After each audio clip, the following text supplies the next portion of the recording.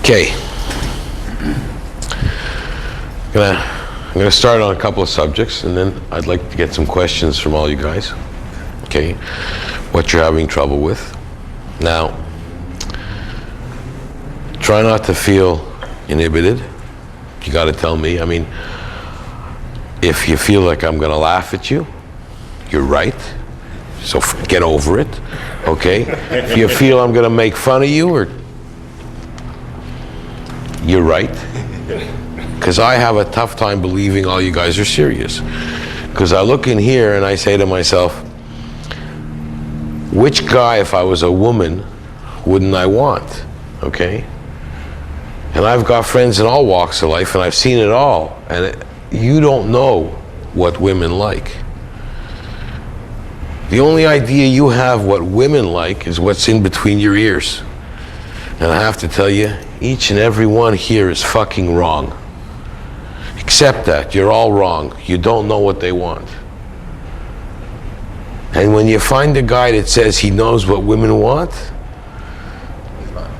he's not lying, but he'll be a gazillionaire. Okay?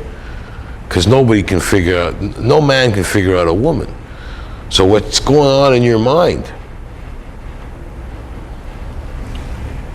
You know, there's a couple of common things that we take for granted, and we live it every day. You think when you see a bunch of women and a bunch of guys in a bar, you look at the women are nice and the guys are evil, black and white. The devil and the angels. Except the absolute reality there is, the women are the worst in security. They're tougher than men. Okay, they're emotionally much more stable than men. And they're waiting for you to come in there, and they're waiting to pick you off like fucking little darts off one of those running things. You know, the guy who runs and you're a target. They're not nice to you. You think they're nice because they're women. They're not. If you hear women talking to other women, oh, I made this guy buy me drinks all night. He's a real asshole anyway, but there was nobody else in the bar. You know, stuff like that. And do they care about you? No. You guys think they do. You think right away, they're nicer than me. Right away you're thinking, they're nicer than me. Why? If I asked each one of your mothers if you were nicer than them, they'd say yes. How wrong has your mother's been about you? You know? But you're right away, you're behind the 8 ball. If I was in the army, I would not want any one of you with me on my team. You're already defeated before you got in there. Bullet's gonna get me right here. Let's go, okay. Who wants a fighter like that?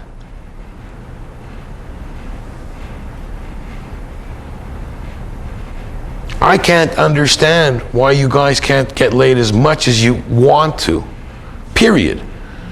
Like, if I want to take a drink of this water, I take a drink. Me getting laid with a different broad, that's what I feel. Anywhere I go, if I look at something I like. You guys, the only problem with you guys are having, it's what you guys are giving each other. When women are polled and questions, all these Cosmo magazines, whenever they're polled, they're always asked, what do they like, what turns them on in a man? One thing that's always there is sense of humor. They don't say good looking, tall, handsome. Because a thinking person knows that the reality, when you go out with a fantastic looking woman, after you get over that she's so great looking, after you get over making all your friends jealous and eating their heart out, what else is there? After that, okay, it's fabulous. It's a great feeling. You went out with a gorgeous model. boom looking broad. What do you do the next day? She's just great looking. She's probably like shit in bed. Okay? No, I tell you something. Sometimes when a broad's got her head down between your legs and sucking your dick, you really don't give a fuck how good her face looks.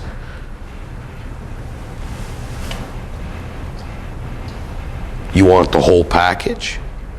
But you're walking in there defeated. You're ready to settle for the dregs. And you know, the reality of life, it's harder to pick up an ugly woman than a good-looking woman. There's a 1,000 reasons I can give you on that, but then that's all we'll talk about. If you go after the ones you want, you'll get them. But again, they're the angel and you're the devil. So swear to yourself, if you go out on a date with this really good-looking woman, the next day after you've had the most wonderful time of your life, you'll spend a half hour trying to figure out how to kick your own ass. Is that a deal? Get over it. You're not the devil. Why does a woman spend... Who's got a sister here? You ever try to get the bathroom when your sister's in there? No. Hard, eh? Take your time. Why? A guy goes to go out on a date, takes a shower, shave, gets dressed, a little deodorant, maybe a little cologne, and he's the fuck out of there. Takes a dump, brushes his teeth. How much more can you do in there? What the fuck do they do in there for 2 and 3 and 4 hours? Why do they spend a month going shopping to go out on next Friday night's date? They must care a lot more than you guys care on what they look like.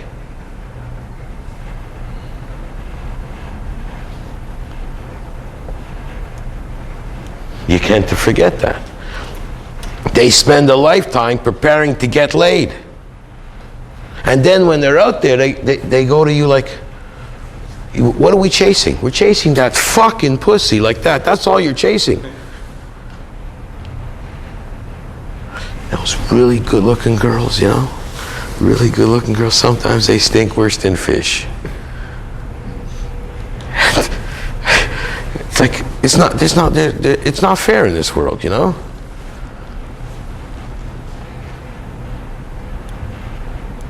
You have to go after the reality of what you want, where your priorities are. There's certain things that you have to listen to statistics to understand. There are more women out there than men. Fact. Who disagrees with that? There is more women on this planet than men.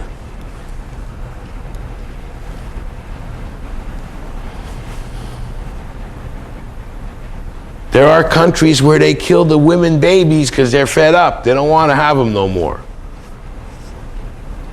I say I have the solution for that. I say put them all in a home and give us tickets to that home and we'll take care of them. You know, these things you have to think for before you go out. Women, yes, very manipulative. They only lie. And if you listen to what they say, which is one of the key rules, that you don't listen to what they say, but if you listen to what they say, you can only end up crazy. And that you must have heard in every sitcom there is, in every cliche there is, right? You hear that all the time. How can everybody be wrong? How can that be just cliches and innuendo and bullshit? How can it be wrong? Not everybody can have that idea at the same time and be wrong. But we ignore it. You hear it all the time and you ignore it.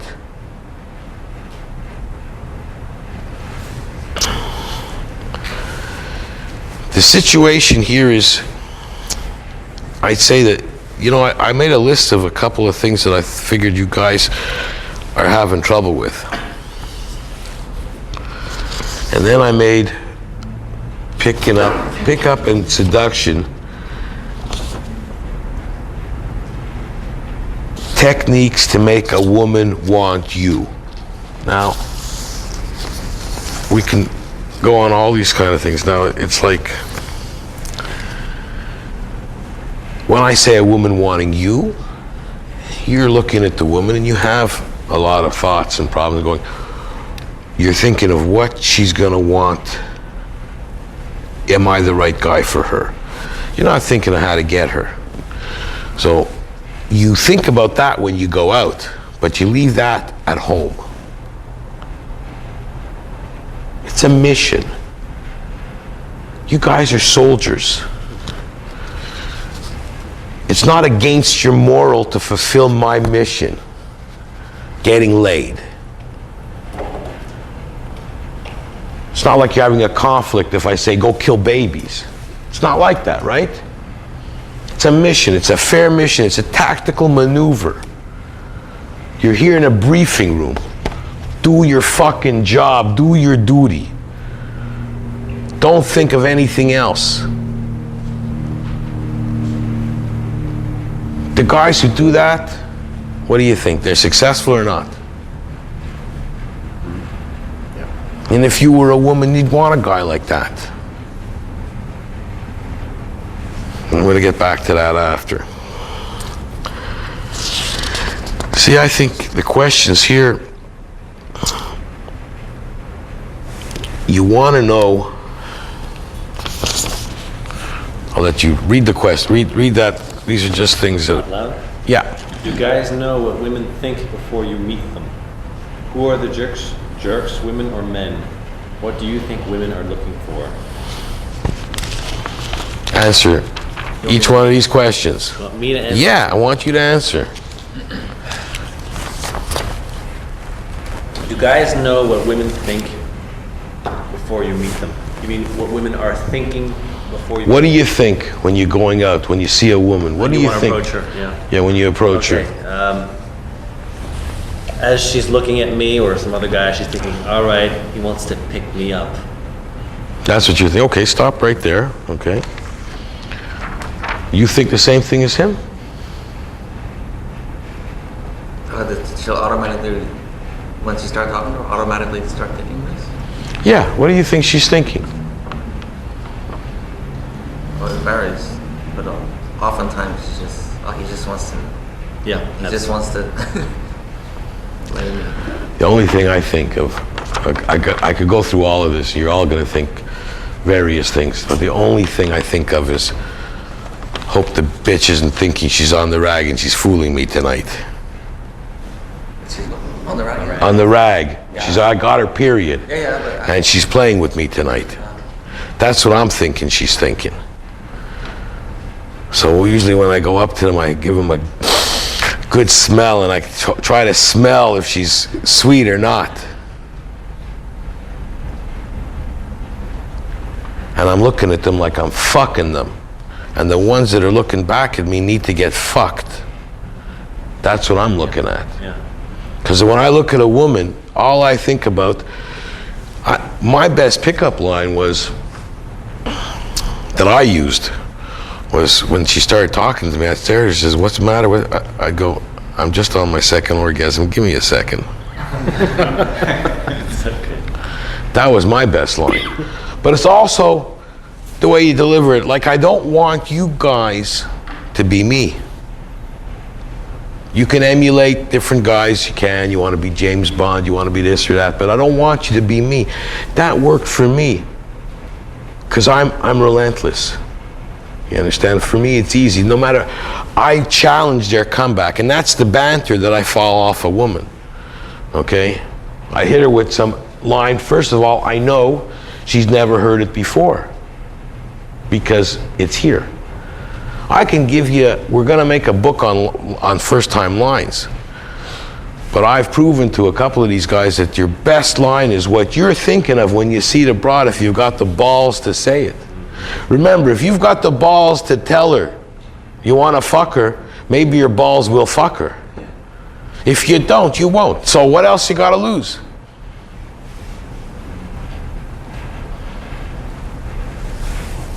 Now,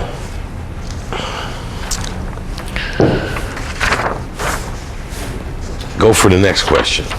He's picking on me. I'm picking on you. You teachers, you music teachers. You know, I got to tell you something, okay? Before we get to this, I just want to tell you something, okay? When I had my bachelor pad, I put a fucking black piano in there. I don't know how to fucking push one key on that fucking piano. Because I figured right away, broad comes in and sees a piano, she knows I'm not a pervert if I can play the piano. Very good. But she was wrong. Okay, I got a piano for, this guy's a piano teacher with a fucking grand piano. I wouldn't have time to come and listen to me. You need a slap. Okay, go to the next one. Who are the jerks, women or men? Okay.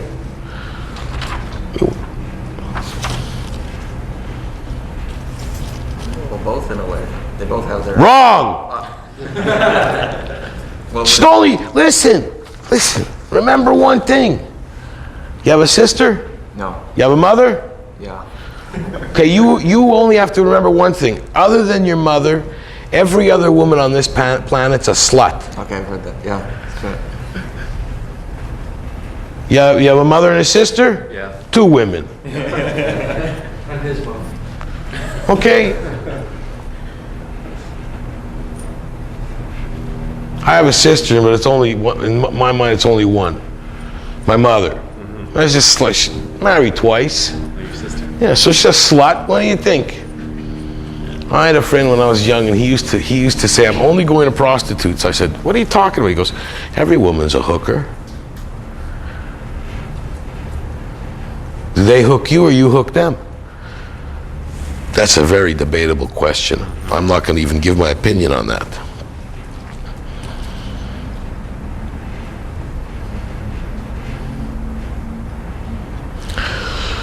So, what's the third one here? What do you think women are looking for? Okay, what do you think they're looking for? Well, when I put the question to the women and give them... No, give me what you're thinking. I don't want a survey. What do you think they're looking for? They want to be swept off their feet. Okay, that's what you think. Yeah. Okay? What do you think they're looking for? Same thing? Something else? What do you think? Security. Security. You're probably more right than him. Go ahead, next. You, what do you think they're looking for? I think they're looking for a man who can be himself and lead the way. The women who are looking for a man, you're right, they're looking for a man. Now, what I think a woman is looking for, when one is confidence in a person, feeling good with the person they're with, okay? 2, they want a strong person, mentally and physically, right? 3, they want to feel safe with the man they're with. 4, good sense of humor. Got to live with the guys. Got to have a little, can't be. The last is usually tall or short, or that's the least important. And any surveys always found the same kind of general answers. So basically, the rest, you see, it's got to change eventually. We still have the Walt Disney version of what life should be. A girl meets a guy, rides off on his horse, and lives happily ever after. We're supposed to be the knight, she's supposed to be the Guinevere, and that's it. But I like that for one date. I thought they meant it for one night, not life. I got to ride away again tomorrow night. You guys think it's life because this is the way it's bred into us. The girls think so too. Listen, men and women, from children to babies, sometimes by watching children, you get to learn something. Guys play with their toys since they're this fucking big or till they're your age. You like cars, you play with cars. You like pianos, you play with, it's toys. Women, I can guarantee right now, I don't know one of you guys that can go in, spend 8 hours a day shopping and buy nothing. When you go out, usually when we go out shopping, it's because we need something. And I don't know one guy who will go 8 hours. You'll buy it just to get the fuck out of shopping already. Now, how many women could go 8 hours and not buy dick? It's normal. I went shopping. What'd you buy? Nothing. I didn't see anything I liked. The fuck? 8 hours? You went shopping? How are you going to try to think like them? Well, can I interject? Sure. Just a comment. One thing I noticed, I was in Miami with a good friend of mine, and we went out to South Beach. And I never picked this up before, but as we were going into clubs, I noticed women's eyes kind of like a scanner in a supermarket. And Mark leaned over to me and said, "This is why I took you to Armani Outlet, because they're counting the value of your clothing.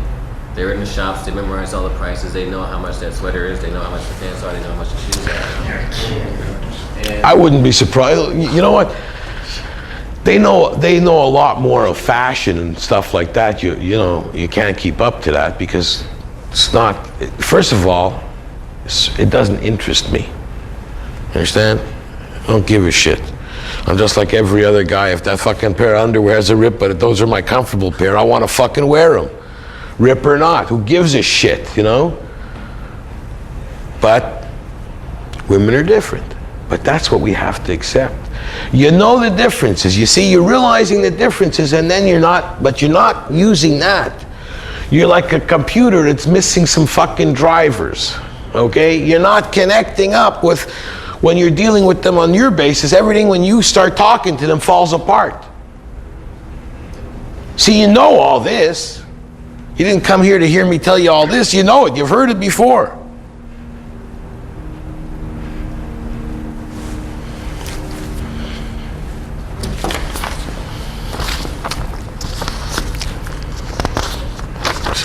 Yeah.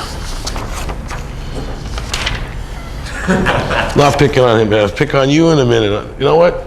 Let me pick on somebody in the second row, and I'll come back to I'll pick on all of you, try equally, okay?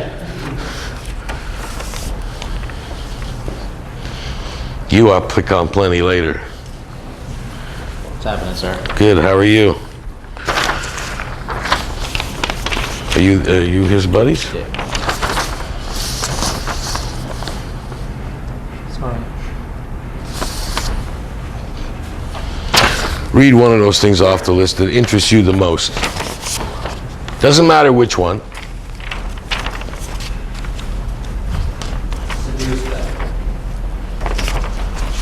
Aha!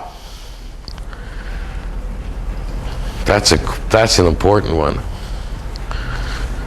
You want me to list them all out? No, we'll talk on that one first. You want to seduce them?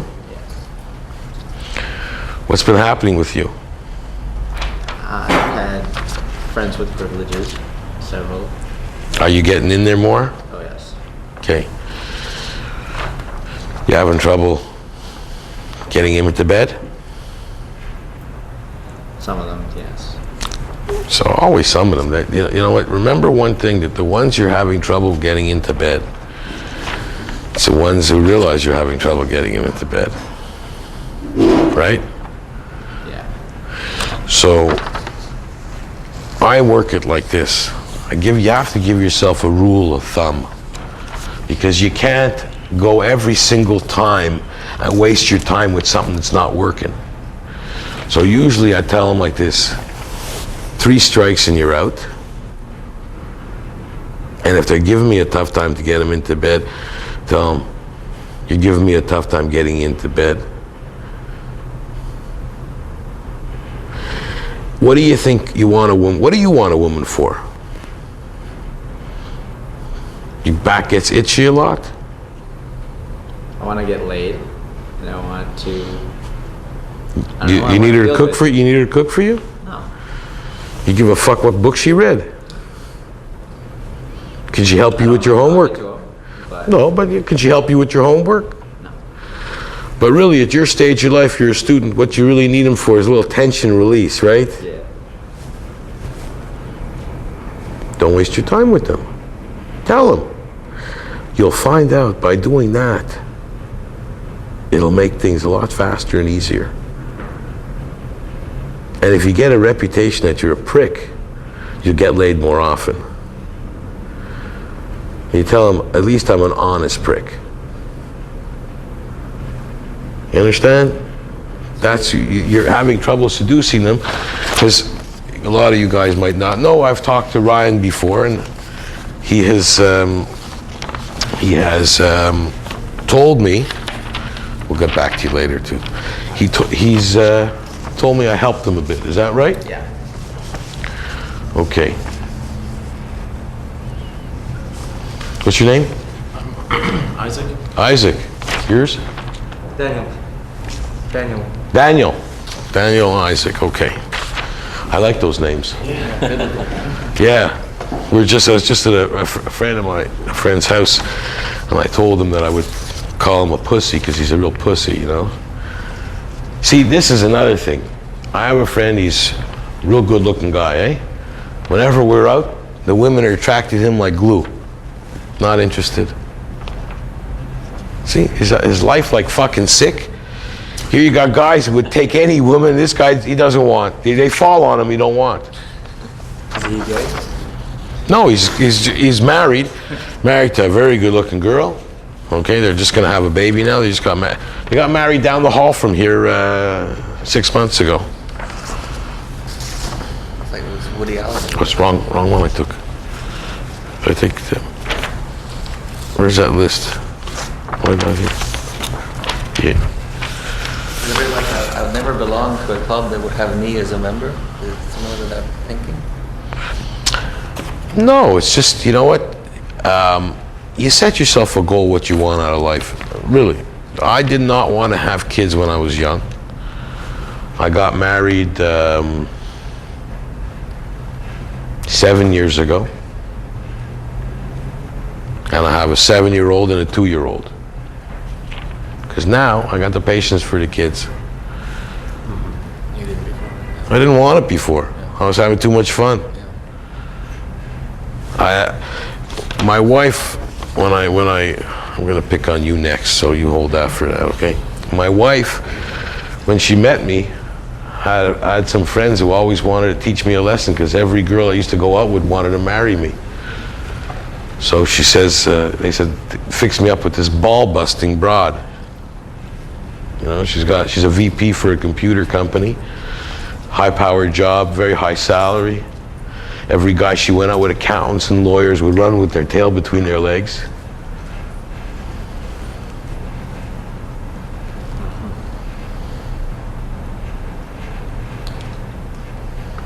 When she told me who she'd gone out with, I said, I'm a wimpy guy like that too. I'm going to be so scared when I meet you. When I got over to the house, she says, I said, you have to ask me the first thing if I'm nervous. So I came to the door with a rose and a pizza. I stopped by a little pizza place, said, give me the smallest, cheapest pizza you got. Picked up the pizza and I picked up a rose, got to her door, and I said, because I hadn't seen her, I only talked to her on the phone. I says, oh, you can keep the rose. We'll snack on the pizza. She says, you always bring a pizza on your day? I said, no, if it would have been the other way around, I would have said, I'm making some deliveries, did you order pizza?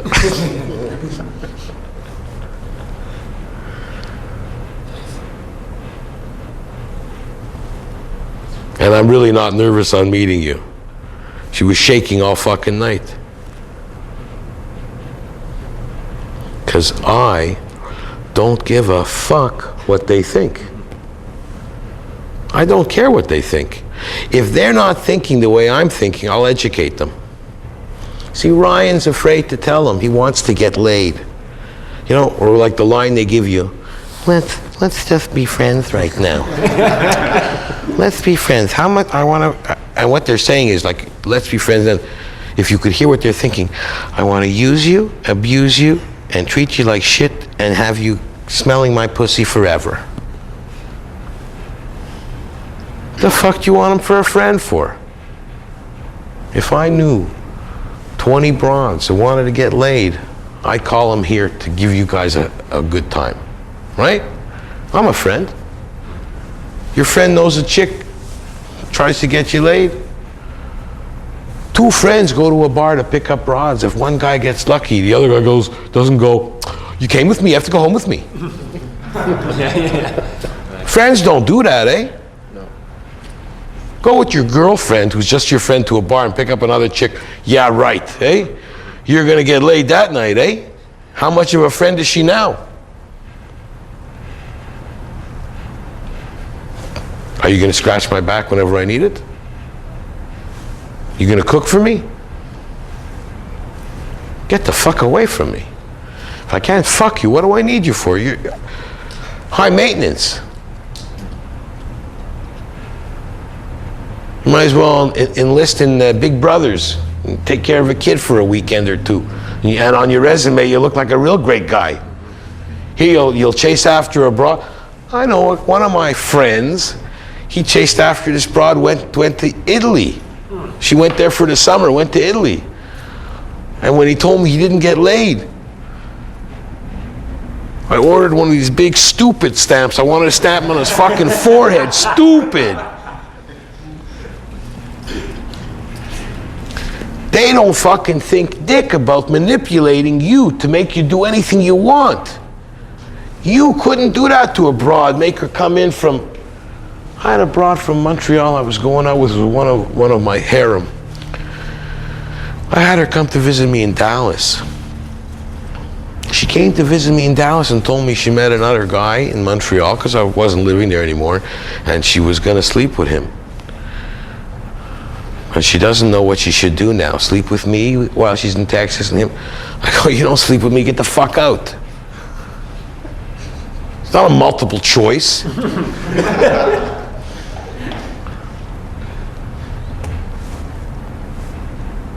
Oh, I could make an exception. You see, I have to admit, I could make an exception. If I bring another broad and she only wants to fuck the broad there while I'm watching her together, I will make that exception. Other than that, what are you doing? How far do you guys want to go? What are you looking for? If you're looking for, like I said, if you're looking for a relationship, if you decided at this stage, I want to get married and settle down, all depends what you want. Are you want to be the monkey on the string for this woman? Because you're typical, perfect monkey material. Because you guys think you're desperate.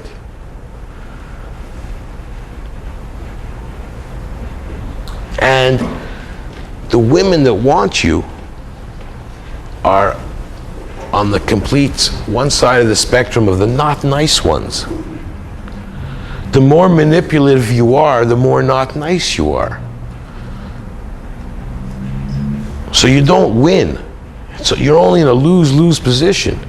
You have to be the director of your own destiny. It's how you project yourself. Basically, you have to realize one thing. You're all afraid to look at a girl and say to her, geez, I'd like to fuck you tonight. If she's not thinking that, you got a problem. So what do you want? You want to convince her to think that way. Well, you got to bring it up. Do your work. Suggestive, innuendo. I can be more direct. I can do stuff. I can get girls. You see, I have one friend, I don't want to mention his name. Oh, sorry, okay, Cliff? He has the worst time getting him back, keeping him. He gets him, and then they wiggle away. And I've told him, and you've heard me say this in the past, he says, how do I get them back? I said, I can get them back, no problem. And I've done it on numerous occasions, they thinking I was him. But I says, it's not getting him back, it's keeping him. And I never had that problem of getting him back. I don't want him. I don't want to know what the reason they want to dump me is. If they want out, it's out. And that's why they don't want out, because I don't give a shit. They want to manipulate you. If they can't, they hang around for the ride. I got so many times, my wife knew I had 4 other women that I was seeing on a steady basis.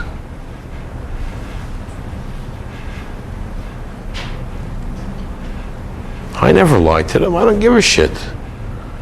I used to get all the time, I never did this with any other guy before. I didn't believe that either.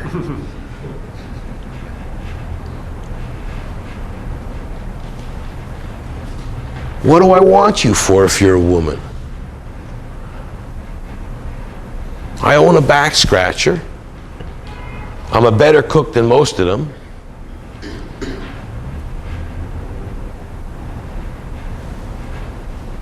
If it isn't to fuck them and to have sex with them, I can't think of another reason I'd really want them.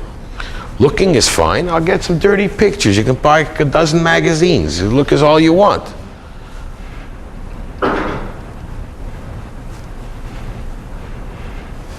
You got to remember, stay focused. You can't lose sight of what you want. And why are you afraid? You think you're the only ones in the bar that are, or the club or wherever you are when you meet a woman, and you don't think she's like that? You forget. They spent 4 hours in the fucking bathroom getting ready for you to chase them. Puts all kinds of perfume on, spends all kinds of money on clothes. I don't think there's one guy in this room who would do that much to go out. You'd probably get fed up before the end of the night. It means you have to start getting ready at like 5 o'clock, ready to go out for 10. Dicking with your hair, your nose, your ears, your twat. Dicking with every fucking thing that's on your body and in your cupboard. I mean, would you do it? For what? To take your clothes off?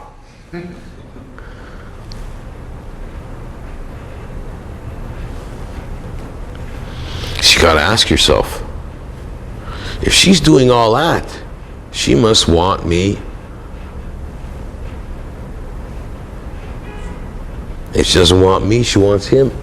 Or him, or him, or him. I don't think they're going out just like we are. They're there. They're usually more of them than us.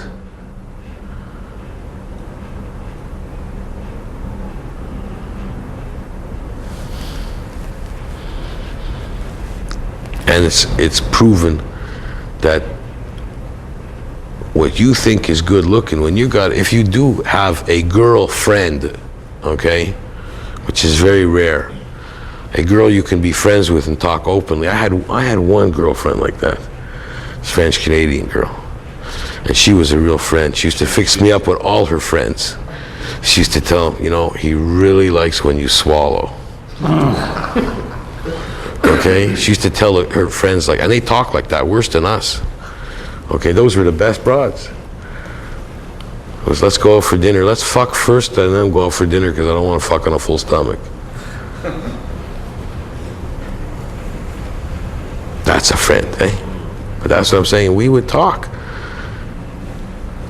That's all. She'd look at a guy and I go, you think he's good looking? She goes, yeah. And I go, well, I don't. And then she'd look at this girl and I'd say, oh, I like her. She goes, oh no, I don't like this. And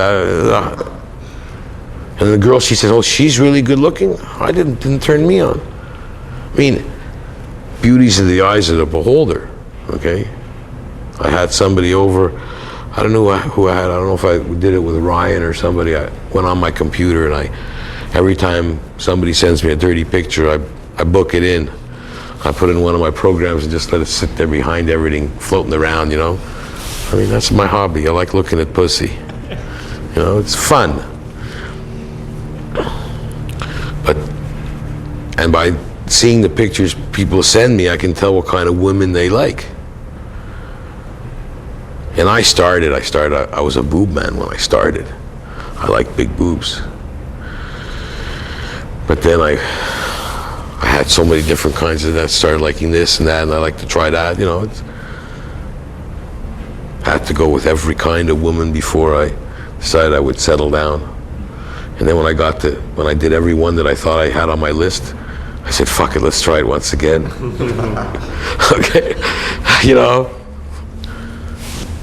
It's what you want. And it's that easy. It's not like I'm something special. Like I said, I don't want you to be me. The best pickup line is between your own ears. I've proven that to a bunch of you guys, eh? You look at them, if you can say what you... All it is like getting up here and speaking in front of a bunch of people. If you feel a little awkward at the beginning, after a while, it's easy. You got to do it a couple of times. You got to reject it a couple of times. Look, if I was telling you to take home a book and practice some lessons, that's your first lesson.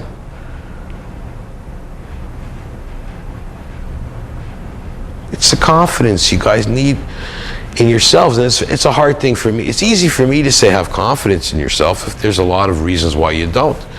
And it's not hard for rejection. Look, I had a friend, this guy, when we were in high school, he was like guy in the football team. We had the best high school football team 2 years or 3 years running. Used to win the championships in Montreal. This guy was the best, okay? Good looking guy, was my best buddy. He passed away at 47 years old.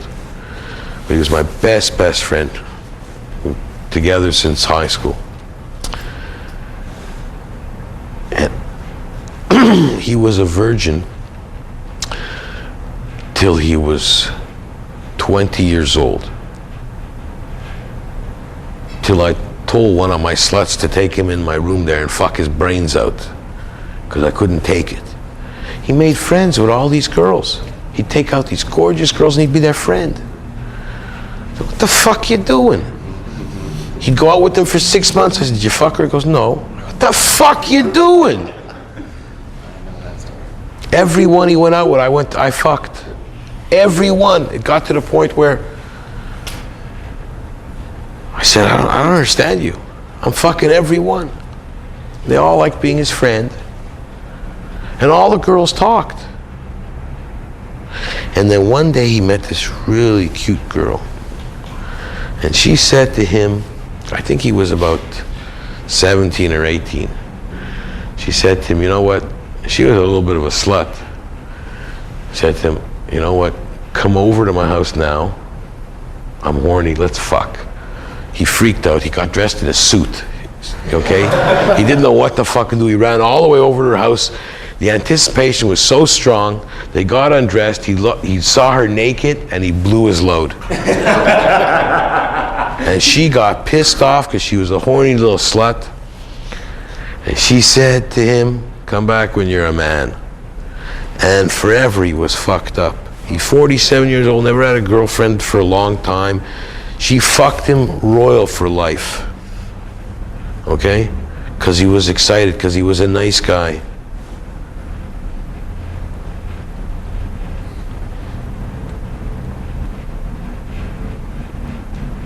Every girl he went out with another friend of mine in Toronto.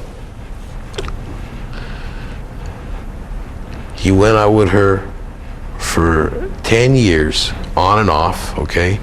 She got married in between there to another guy, got divorced from him, went back with this guy, okay? And then she got married actually to 2 guys in between him, back and forth. And I said, you don't think she's playing with you? What do you think? Didn't give a shit. He was a sweetheart of a guy. You know, like give you the shirt off his back. If you'd call him up, I need you here now, 10 minutes, and he was doing something, he'd stop what he was doing to help you out. But that's it. So I saw a guy go through a lifetime of abuse by women. He was the nice guy. They always talked about, oh, he's such a nice guy.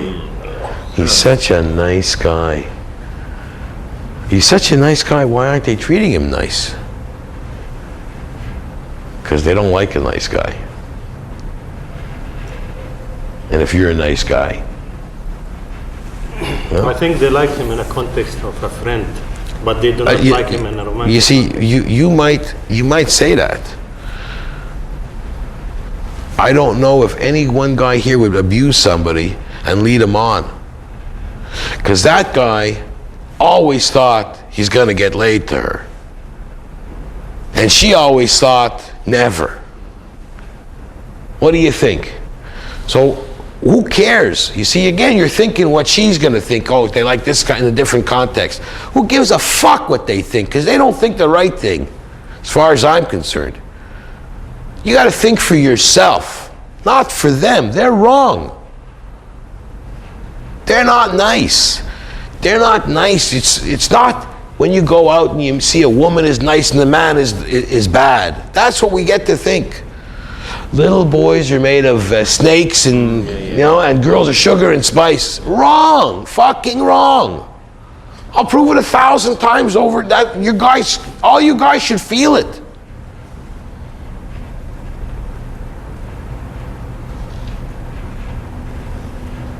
You're not mad at them yet. Hey, you slut, the only reason I'll fuck you is because you got a nice set of tits. That's not what you're thinking? That's what I'm thinking all the time. Hey, maybe when you meet the nice one, you marry her.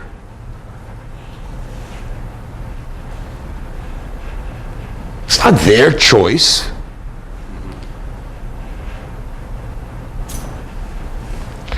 All you guys want is to fuck.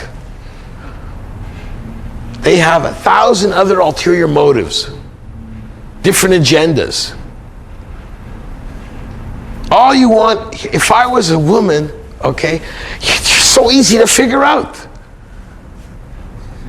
I'm in a bar and I see these dozen guys there. Which one can I manipulate? He looks the richest. Let me take him.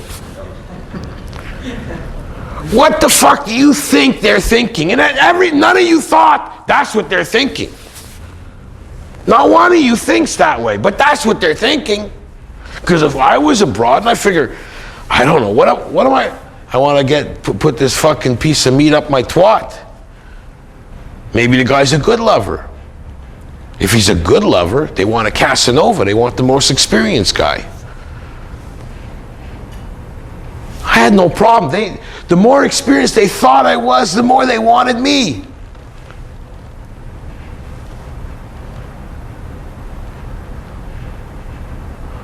Yeah, they don't want the guy who's going to get shaking and blow his load before, but that comes with practice. If you tell me you blew your load and you didn't perform well, I says, practice, practice, practice, practice. I could hold myself till the fucking broad has an orgasm first, and I've heard 1,000 times, oh, you made me orgasm. Hey, what business you in? I'm a translator. Translator. Yeah. You know what language to what language? French, English, German, Spanish, Portuguese. You know these languages well, eh? You do translation. Yeah. How good a translator would you be if you knew those languages as well as, let's say, I knew them? Yeah. Very good. You're going out to fuck women. Yeah. Read a couple of books on them. You don't have to buy them. Go to the library. How to please a woman. Where the sensitive spots are. That's a perfect line. You know, I went to the library yesterday, and I got a book on how to please women, and I want to practice tonight. I have some homework to do. Will you come out with me? What's wrong with that for a line? You know, I was in the hot tub at my condo, and I had that book, Michael Morgenstern's How to Make Love to a Woman. This Japanese girl gets in, sitting across from me, sees the title on the spine of the book, gets up to the jet next to me and starts getting off masturbating with the water jet. No. And then I just drop What did off you the do? water and say, I can do a much better job than that water jet. But I've got to get a new copy of the book now. It's totally water soaked. So did you do her? Yeah. And it was funny because apparently the sound carries from where the hot tub was the rest of the Listen, any guy passing is gonna go like this to you, okay? Any girl passing is gonna go, oh, he must be good. You think, oh, that's disgusting. If you think it's disgusting, keep passing. No, the lifeguard there was this 16-year-old, or not 16, a college girl who was like flirting with me after we got out of the hot tub. She was probably 18 or 19, hopefully. I might still be there. She's 19. I might still be in that hot tub. Get a fucking small little burner and a coffee maker and plant a couple of flags and live there forever. But that's what I'm saying to you. The girls want to have fun. I can't believe that, they're all stupid. A lot of very intelligent women out there. And they have their own way of attracting men. 99% of the time, it's from looks.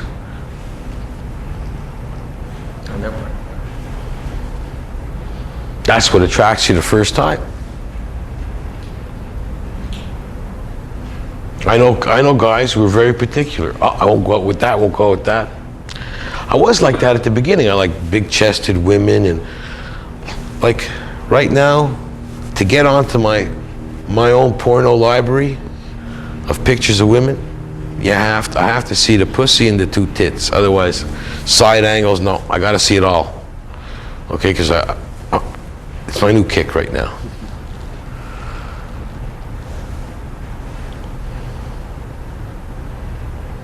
I've been in orgies. I've gone to these clubs where you get it on together. There used to be a club here on, I'll remember the name in a minute, in Montreal, where you used to have a dance floor and they put a black curtain around the dance floor and they dim the lights and they open the dance floor, half the people were fucking on the floor. Okay, it was like a club. In the 70s? In the 80s. Oh, really? Yeah. Beginning of the 90s. It's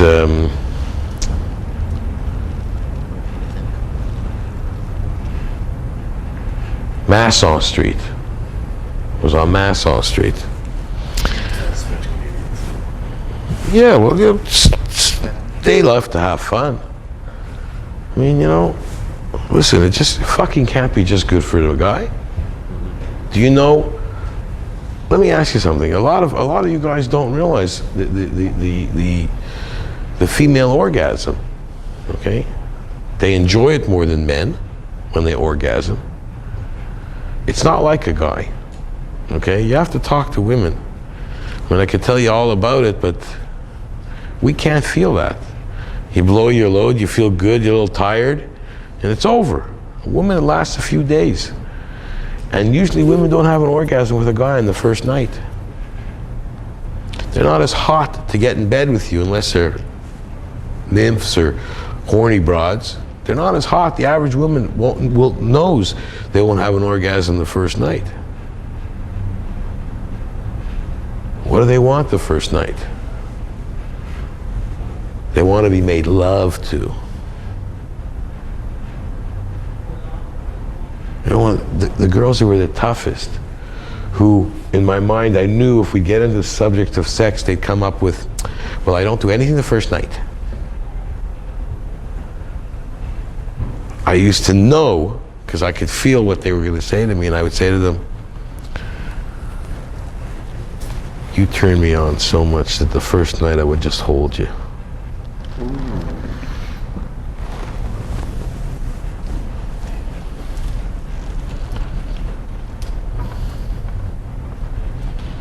And I'm thinking, if I got you into bed, I'd fuck your ass off. There's no way after I'm in that bed I wouldn't fuck her. But you see, that's not what she wants to hear. She wants to hear the other thing. And you know what she wants to hear. They're romantics too. They want to be romanced. They want to be swept off their feet in their own illusion. You have to build this illusion for them. You have to tell the story. Project what you want. What's she gonna say? Oh, you're such a dirty pig. How can she say that to you? If she says that, you can go goodbye, you know? She'll blush, she'll think about it, and the more she'll think about it, the more she'll want you. You're the first guy who's told her that line. Every other guy is, excuse me, I seem to have lost my own phone number. Can I get yours? These fucking contrived lines that you know. Oh God, I love hearing those lines. When a guy says it to a broad, I stop what I'm doing and I go, I gotta watch this like a show. Okay? I gotta watch this guy go down in flames. Or the girl's gonna play with him for a while. I would, wouldn't you? But the girl that was just told that the first night the guy's gonna just hold me and not fuck me. Wow.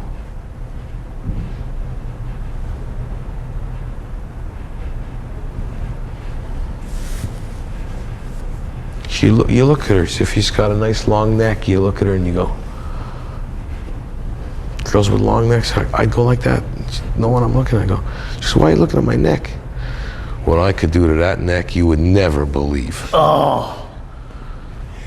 You know, every part of her body. I never stop looking at the chest.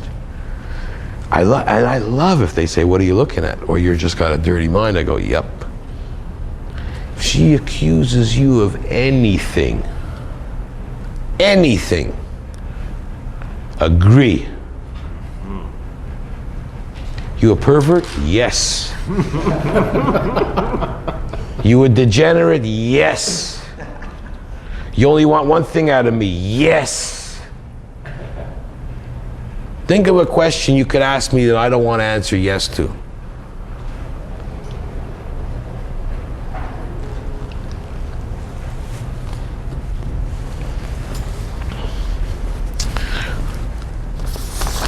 Yeah, who's got my list? You read another one off the list that interests you, that you're having trouble with. What is approaching a woman? What?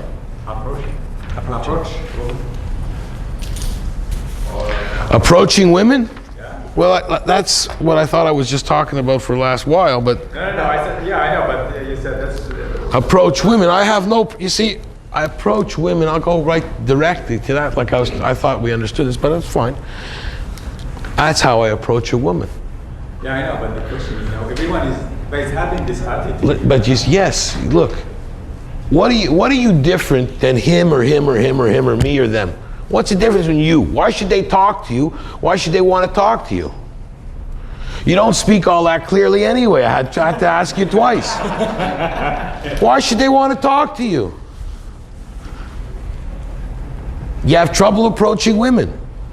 Why don't you go over to a woman, the first thing you say to her is, I really like you, but I have trouble approaching you. What's she gonna say to you? Get away from me? No, she's gonna say, wow, I never heard that before. Me, I look at a woman, I don't have trouble approaching them, but usually when I want to start talking to them, I fucked them once in my mind already, and then I start talking on what I like the best about them.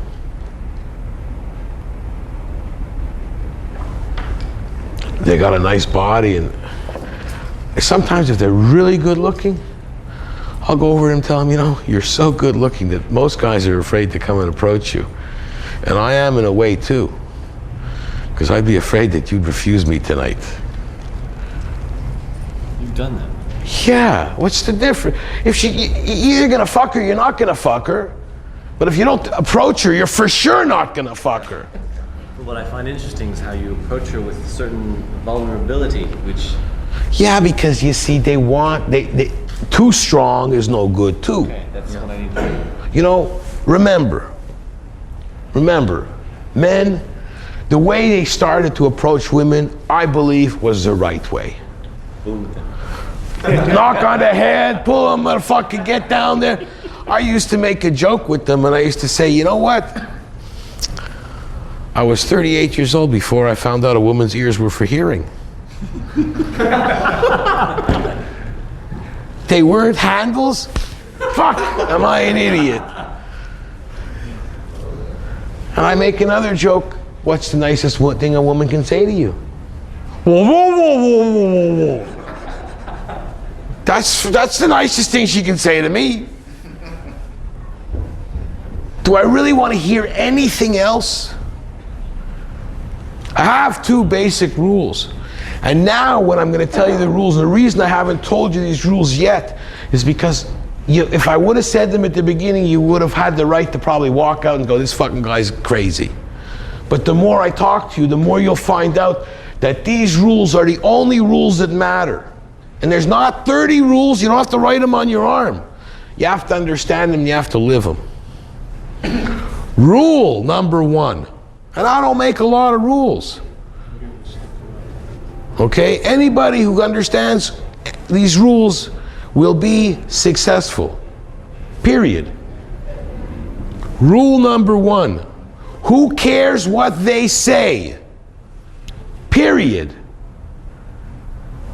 Rule number 2, as important as rule number 1, considering there only are 2 rules.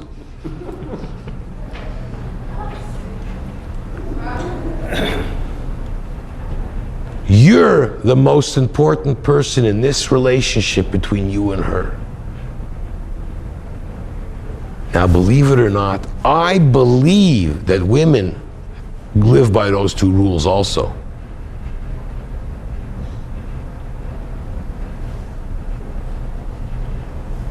I'm not telling you to hurt them, hit them, manhandle them. I never liked really rough sex, you know. I had a girlfriend once who made me squeeze her tits till there was like marks in them, and I was always so paranoid that, Christ, she calls the cop and says, look what he did to me, and I'll go, I don't want to, you know, I'm a lover, I don't want to abuse them. And I had a friend of mine who just loved to just come in their face and slap them after. He lives in California. It was his turn on. I wasn't into that. And I had another one who liked to get into the S&M and the... Today it's a dangerous society. You have to be careful. You could get, you know... I had another guy that called me and we were talking on the phone for a while. One of the guys, Clifford, was telling me, is he here, Clifford? Hey? He started telling me about the woman, and I told him after a minute, I go, hello? Stop what you're doing. Stop. Don't look at her again. He was stalking her. I think I mentioned it. Yeah, he was stalking her. I says, what kind of advice can I give you? I would never stalk a woman. You want her back, but she changed your phone number and told you never to call her again. Hello? Go on. He sent her a letter and the police responded. Stop, it's over. What do you want me to tell you to do? He's going to school someplace in Boston, and he's flying back on spring break to California. I says, is there any other reason you fly back to California? Do you have family there? You know, only to see her? He goes, yeah. I go, don't do it. And these are the guys you read about in the paper after doing crazy things. I mean, I don't go for that kind of stuff, and it's not that I'm an angel. I mean, yeah, I like a woman to be mine, okay? Yeah, I'm a male chauvinist pig, yeah. I like that kind of stuff. I like to be in control of the situation. And I do tell them during my relationship with them that every once in a while I like them to take the initiative and show me what they can do, okay, which they like. And my relationship is not a democracy.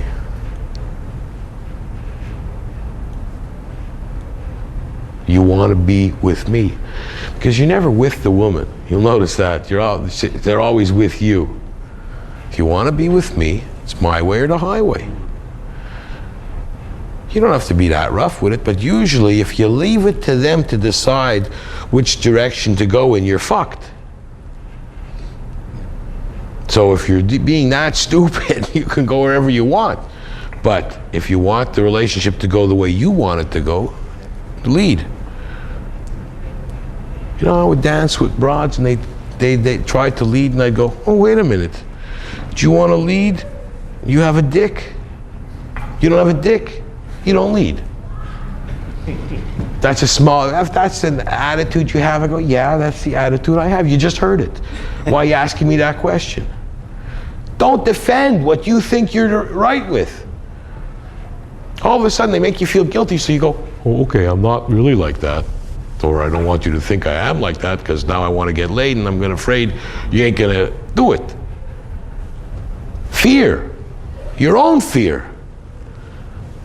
Brings me to my question, a different topic. Dealing with flakiness. Flakiness, for example. I'll just give you my example. Happened last week. This chick. Let me just tell you. Let me interrupt you. Come back with your example. But you see, flakiness. That's where it comes in. Is she flaky or is she acting flaky? Is flaky one of their ploys? Or is she a flaky person? There's plenty of flaky people out there. There's flaky guys too. Yep. But you don't know because you see you're not her friend. Or you're not her relative. You don't know if she is or she isn't. If you find them being flaky, to stop it, you can tell her like this, if we start to have a relationship and I ask your family how flaky you are, would they tell me you are or you aren't? Find out right away if you're dealing with it, because you're asking me something that she might not be flaky, it might be one of her ploys. It could be that I'm trying to figure out if something happens that, well, if it hasn't gone very, this is the waitress that I've got together with her a couple of times, and she was dating some guys, and I was just enjoying her because she was introducing me to all these other women, which was great. But recently she broke up with the guy, so we're supposed to get together, and she's great. She gives me her cell phone, everything. She returns my calls, everything's fine.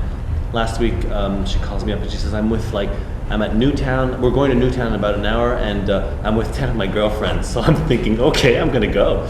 And I show up there and there was no one there.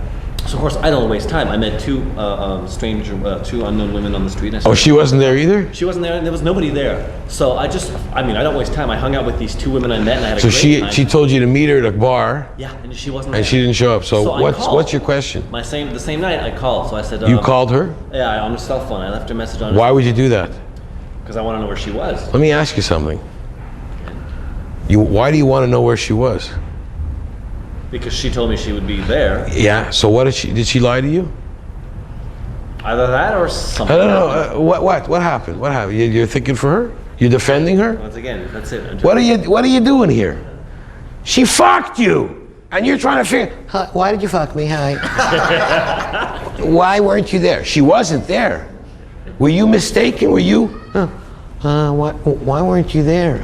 I was really like, oh Jesus. I went there, but I picked up the other two women. But why weren't you there?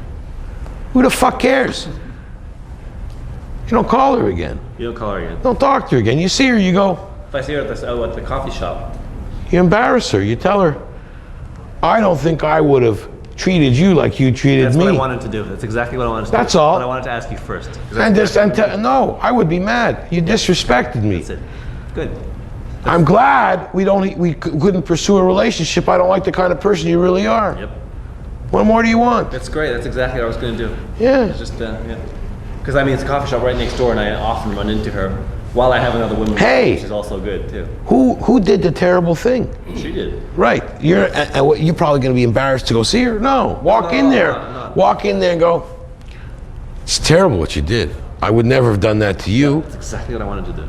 Exactly. And if she starts to explain it, I don't want to hear your explanation. It's fact. Yeah, would you say something like, well, you could have called me. No, I don't. What? Cause she could have. We know what she could have done. Yeah. She knows what she could have done. She didn't do it, yeah. Who cares? What are you gonna? You're gonna teach her? You're a music teacher, and you want to teach her also. I have that tendency. Don't teach her. Right. She don't need. And if she needs to be taught, she'll call you. Can I get lesson number 101? Yeah. What are you gonna teach her? To be a decent person? Yeah. Forget it. That's what I'm telling you. You would never do that to her. But she does it to you, and what did you do? Hi, why did you do that to me? So you wouldn't even bother unless you ran into her. If I ran into her, I would look at her because I was the hurt party, and I would say, you hurt me. I thought you were a nicer person. I guess I made another mistake in my life. Okay, that's exactly what I wanted to say.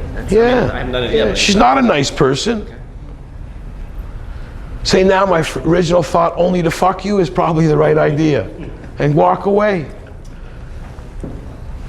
I had a similar situation last month where a girl called me about half an hour before our scheduled date. And I'm smiling, you know why? Why? Because I remember you so well. You're a bigger pussy than him, but go ahead, I want to hear the story. I'm coming back to that. Okay, so she goes and she goes, I cannot come, I have to drive my sister and my dad got fired. I felt little feeling of guilt inside her. So I go, so how are you going to make it up for me? And she goes, we could meet tomorrow. I said, okay, tomorrow I'm outside the house, so I hope you will be there. And she wasn't there? She was. She was. She canceled for the same day she canceled. You know, there's I go, how are you going to make it up for me? But I touched that she had some feeling of guilt. yeah, I guess, you know, there are genuine. Oh yeah, sometimes they have real reasons. Yeah, but you know what? If I tell you I'm in a restaurant like that downtown Yeah, I mean, that's different. That's a total place. with 10 of my friends Yeah. and Unreachable, and doesn't even call the next day to say, look, something happened, we had an accident, whatever. No yeah, news, I think she's just full of shit. She's playing games with you.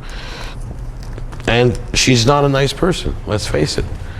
Yeah, there's a lot of women that are not nice. I mean, But it's good because it has to do with your. I thought of the first thing that came to my mind was exactly what you just said, because I was thinking, honesty. This is how I feel. If I run into her, I'll tell her. I left one message and I haven't called her since. I would never. but you see, you still left a message and you called her. You shouldn't. You see, they're waiting for that call. And they're going to go, you know what she said? She said to her friend, I made him, and he's calling me now. What a suck. Well, that depends. You gotta understand it's the tone of voice. I mean, on the phone, I wasn't as wimpy as you made me sound. Not at all. I said, look, I just, I'm here. Let me ask you something. If she did it to me, would I have called her? You say you wouldn't. Think I would have? Even if I had drive half an hour. Or I tell when I meet a woman, we start a relationship. I read them the riot act, and I tell them I'm reading you the riot act. I believe a relationship has to be fair for both parties. At any time you say to me, "Don't call me again," or "Bother me," I will not call you again. And I've had lots of girls tell me to get pissed off, "Don't call me again," or "I can't see you tonight, I'm busy." "What are you busy with?" And I go, "So what? So what are you doing tomorrow?" And I totally ignore. Well, I only answered them once, so they get all pissed off. "You know what? Don't call me again." It's okay, and I don't. Okay. Yeah. And they call me, and Clifford's seen that many times. They're madder than hell. "How come you didn't call me? You told me not to call you." That's good. But I didn't think you'd do that. "Oh, I know." But I won't call him again. I don't give a shit. You see, for you, you're wondering because you got a problem with one you're getting laid with. The more you get laid, the more my attitude you'll have when you realize how many there are out there. But yeah, that's actually not so much of a problem. Things are much better now, so I don't have a problem. But that's what walking away. But I'm just wondering. I have no problem walking away from this chick. I'm just wondering whether it's worth it to simply make one phone call or one point of saying, "Hey, you disrespected me." You're saying basically that it's fine if you run into her. If you, I wouldn't go out of my way to even run into her. Okay, that's what I want. If I run into her, no matter who's with her or who's with me, and I'd go, I would have said, "Wow, I thought I made a big mistake with you. I thought you had manners. I thought you were a decent." That's the truth, and that's what you think. Yeah, absolutely. And I was going to say, I mean, if I show up there with another woman, I'll have no difficulty saying it in front of the other woman. I mean, she's a waitress too, so she's going to be serving us, and she's going to. It's horrible, but I don't care. I mean. If you want to teach him a lesson, you can go there with another girlfriend. You can say to her, "You know what? You'll never know what she knows." Yeah. But I don't waste my time with that shit. I go on. Okay. Who cares? I mean, it's her loss. Okay. You know, it's a very funny thing, and I can't explain this. I have a theory about it, but I can't explain it for fact. When you get a girlfriend, and a good-looking girlfriend, They're all after you. all the women are after you. Happened to me yesterday. All of a sudden, it's like you're with a good-looking girl, and you're a magnet for the rest of them. Do they want all women not to be happy? Or are they jealous of what other women have? Because I have a very close friend, and he was married to a really good-looking girl, really like storybook marriage. He fooled around a lot when he was young, and he married the girl next door kind of thing, literally. And then he told me she started hanging out and going drinking with a lot of her divorced friends. I said, what's the count? He said, there's 3 girls divorced and the 2 that aren't. I go, they're all gonna be divorced. It's the influence. All gonna be, he says to me, you got it all figured out. And I go, Jimmy, they're all gonna be divorced. He says, that's my wife you're talking about. I go, I knew her as long as I knew him. Well, I knew him a little longer, but sure enough, today, they're all divorced. Women are catty. You've heard that before, eh? Have you heard before that women can never have as close a friend as having a man for a friend and having a woman for a friend? Eh, you've heard that before too, I suppose. Now, coming back to the beginning. You're worried, you're made of everything bad and they're made of sugar and spice. They're made of all the wonderful things, but you don't hear them. Men don't do that kind of stuff that women do to each other, eh? No. Oh, they can be really cruel. Oh, fuck. And there's not a guy that don't like to see a cat fight, eh? So, you keep forgetting this. You're going on with this, and what were you listen to what she said. Why didn't you meet me then when you, hello? Okay, I get it. They're laughing at you. Yeah. You walk with pride. If you see her again, you tell her what she did. You can't be, you're not a jerk. Say, I'm not the jerk, you're the jerk. Whatever she can answer you back with. You wouldn't have done that to her. You don't want to see me. Don't tell me to meet you. Don't.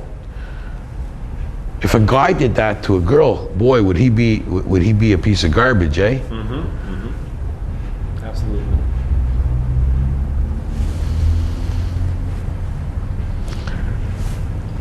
My friend Warren, the one I was talking about before, I remember I used to have a girlfriend in a different area in Saint Laurent, one of my girlfriends. She was gorgeous, and she had a really attractive friend. And her friend was crazy about my friend Warren. And he invited her to my sister's wedding. She went out, and she was hot for him, okay? And he went out, she went out and bought a dress, the whole 9 yards. And then at the last minute, this other girl that he was crazy about, that her parents were coming to the wedding because they were friends of my parents, she was Lebanese. And I said to him, he says he's going to stand up the other one, to cancel with the other one and go out with her. I go, I know her. She's Lebanese. She has to be a virgin on her wedding night. Because I was friends with her brother and stuff. I said, I know her. I never took her out because I knew that no matter what, she was strong-willed enough that she'd be a virgin on her wedding night, and I didn't want to get married, so what for? Okay? So he stood up, the first one, and took her out. He didn't get laid, and the other one hated his guts, and they bumped into a few places, and every time she said, you stood me up. Okay? You real bastard. One of her friends would call him the next week to go out with him. You hurt my friend so bad, I want to fuck you. Hello? I mean, these are all stories you hear. It's not everybody can't be making them up. You guys have to realize it's It's your thinking that's wrong. I tell them, I use it as a line. I used it when I moved to Dallas. I didn't know anybody. I grabbed the local paper and I put an ad in the paper, and my ads went something like this, because all those ads I ever use always go something like this. It's my MO. If you believe in honesty, trust, and respect are the most important things in a relationship, and you'd like to meet a friend and lover, call. Short, right to the point. And you know, all of them, like, I ask them, what do you think the most important thing in a relationship is? And they'd go, most women go, communications. See, communications, the reason they do that is because whenever they want to break up with you, they always tell you, we don't communicate. So they always use communication. It's all bullshit, okay? And they'll go on trust, and they'll go on respect, but they'll never get the three that I go. And I tell them, and I tell you guys, although it's a good line, it actually happens to be the absolute fact. Any relationship, whether it's friend or anything else, has to be built on very strong foundation, which is honesty, trust, and respect. Honesty is the first thing. You have to be honest with each other. Honesty does not mean you have to tell her everything you know on this planet. You have to give up the farm. If there's something you don't want her to know, just say, I'm not telling you. I don't want you to know that. What's wrong with that? Because, you know, I'll tell you, anytime you ask a woman something and she doesn't want you to know something, she'll tell you, I'm not telling you. Yes, absolutely, they do that. But for you to say it back to them, they can't handle it. And every time you ask a woman a question, she answers you with a question. And when they do that, ask her a question. Keep it going. Answer back with a question. They got fabulous tactics. They're born with them.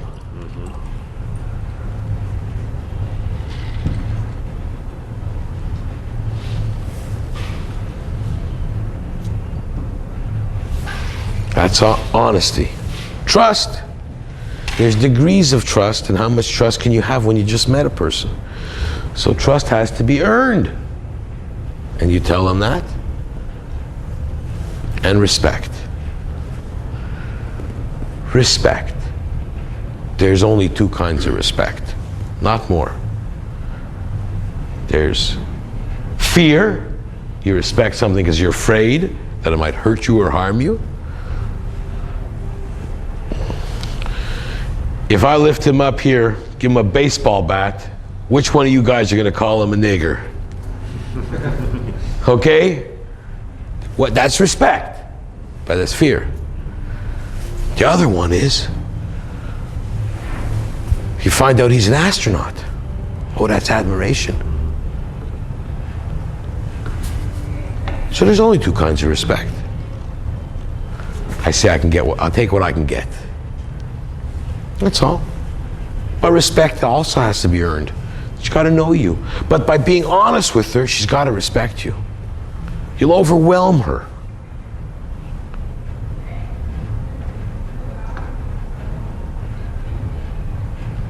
That's what they want. They want a guy they can respect, but they say they'll give it back, which is a lie. You'll find out it's a lie. When you say to them, I don't like to play games, they'll go, me too. And they're playing games from the second they're talking to you.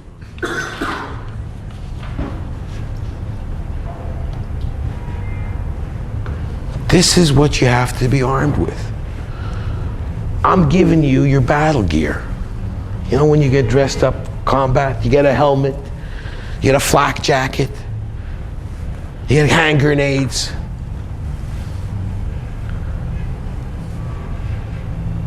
The helmet's not the only thing you guys got to carry. That's what you guys are walking in with, a helmet, holding on like this. When you finish with me, you're going to be fucking Green Berets. You won't need a helmet.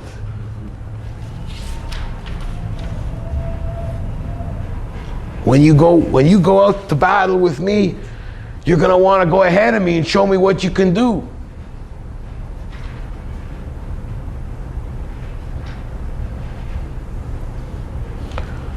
didn't want to be a teacher.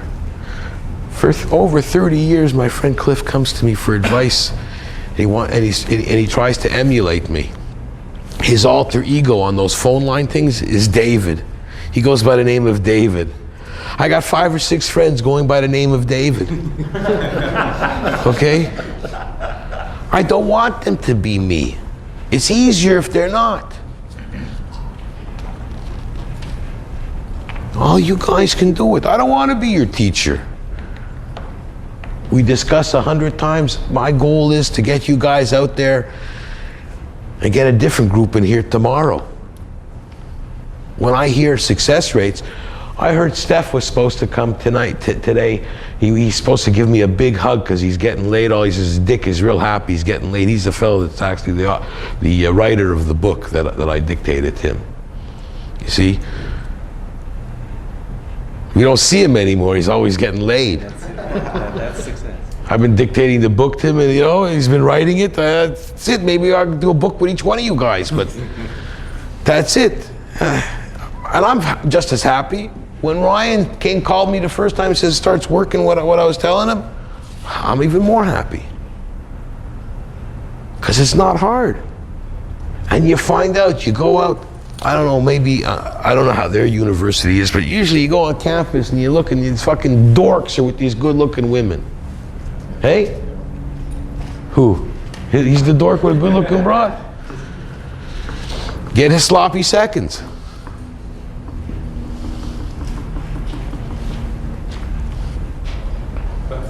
Excuse me, but you see, we don't want to be you, but we want to have this attitude that you have.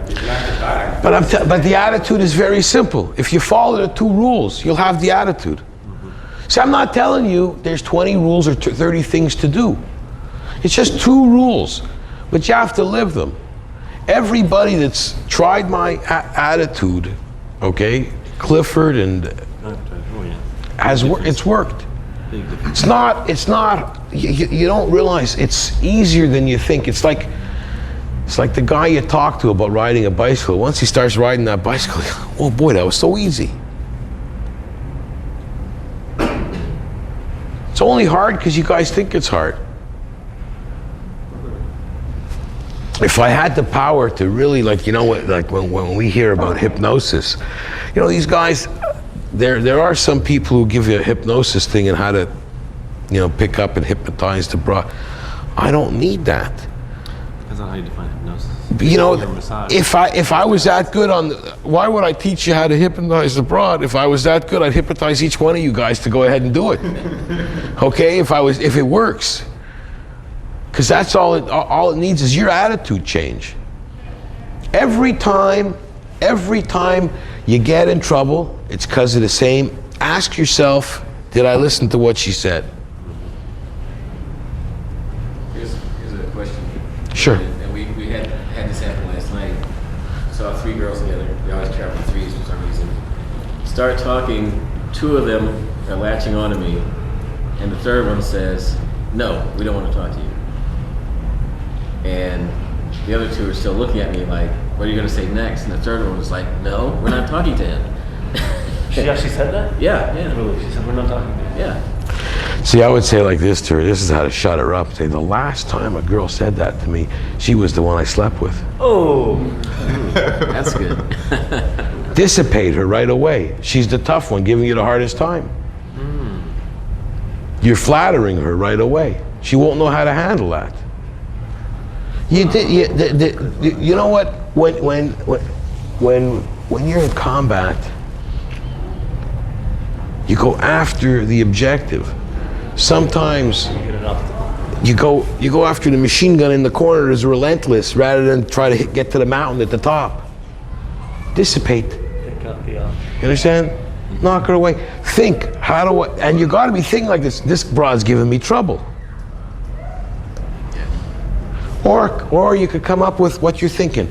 If you're thinking this broad's giving me trouble, think to yourself, look at her and say, I was thinking that this broad's giving me trouble and I'll never do a threesome. I'm so upset. You're thinking about a twosome. So I was thinking about a twosome, but if you wouldn't be so tough on me, I would have thought of a threesome. You have to dissipate her. First of all, they're all laughing. They're going to laugh too. They're not going to believe you said that. Right away, if she's going to look stupid. You have to dissipate. You have to be, and when you're not nervous, okay, when you're not, listen, the best defense is an attack. If you go on the defense, when you're walking backward, you don't know there's a fucking table behind you and you fall. When you're walking forward, you see everything. Go forward. If you get a knock, duck. But don't run away and hide. 3 girls, listen. Which of these 3 girls doesn't have a lift if she goes home with me? Try that.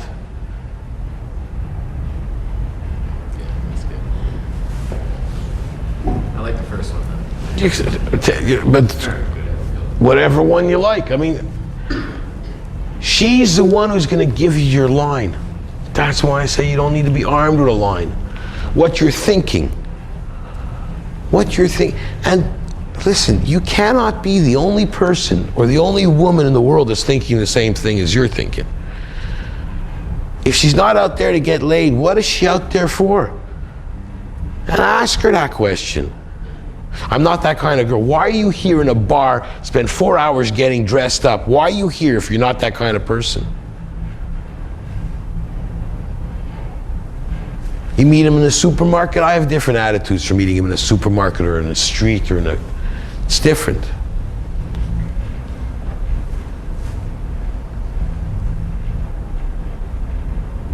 Anywhere you want. You can stop a girl in the middle of the street and go,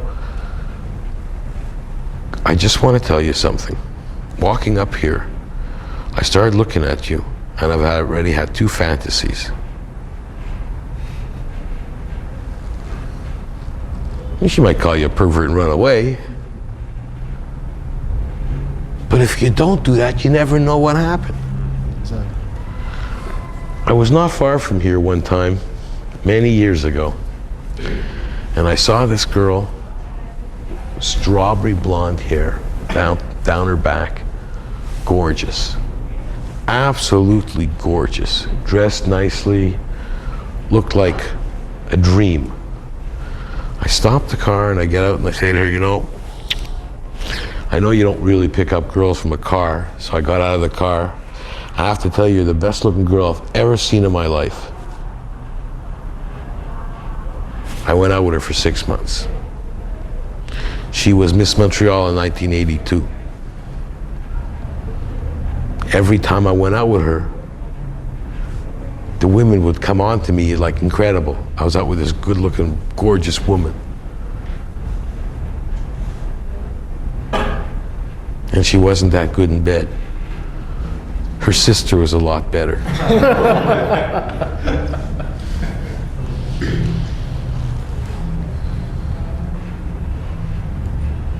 She told me things that I would never have believed. She said to me, she doesn't get hit on a lot. They're afraid to talk to her. That's true. I couldn't believe it. And all my friends, her tongue used to hang out when I used to walk into a room with her.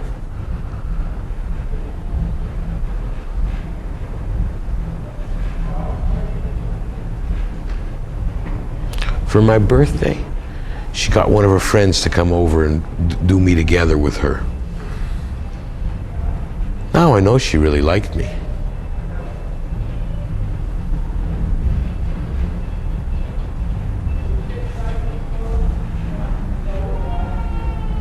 You can buy them all you want.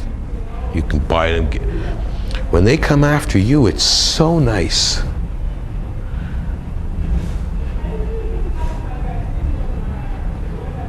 You feel so good.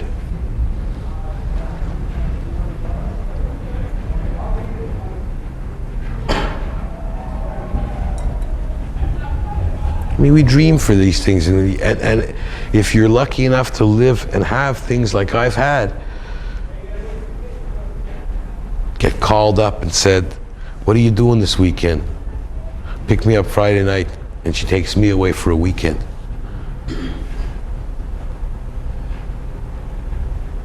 I had one called my secretary up and found out if I could take like 5 days off, and she took me to a resort for 5 days.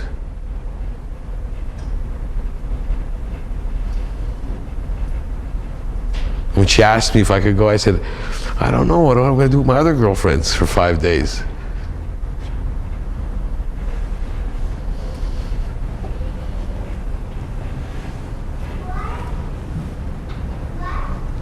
They all want the bad boy, you know that. You've seen that, the Seinfeld episodes. You see it every. You ever see bikers? They got the best looking women, and they're real nice guys, you know.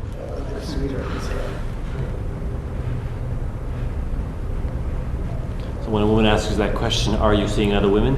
Do you take the fifth, or do you sometimes say, like you said, I'm not comfortable answering that question, or do you systematically I'm say seeing yes? lots and lots of women, but the women I'm seeing right now is too good looking to talk about other women. You're gonna give her something that you're gonna be able to walk away with your teeth. Okay. You have to give her a compliment at the same time. That's a woman. You have to know that. You have to know how to compliment a woman, but there's no reason. They want the bad boy. They want to know that other women want you. I incorporate all that in the way I deal with them. If you can do that, fine. If not, Put a price on yourself. well, you know, like, I'm here with 10 of my friends, so they lured you there. I mean, if you think about what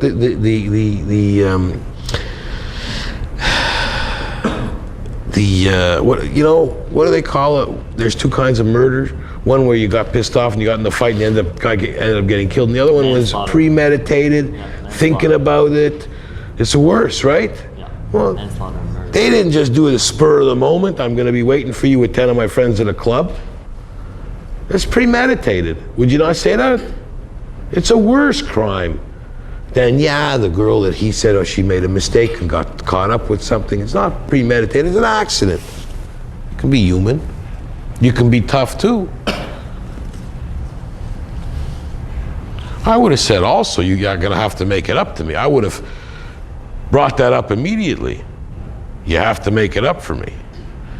Not only put your legs behind your ears, you might have to take me out to dinner. Say, I'm a cheap date. Okay, take a break now? Yep.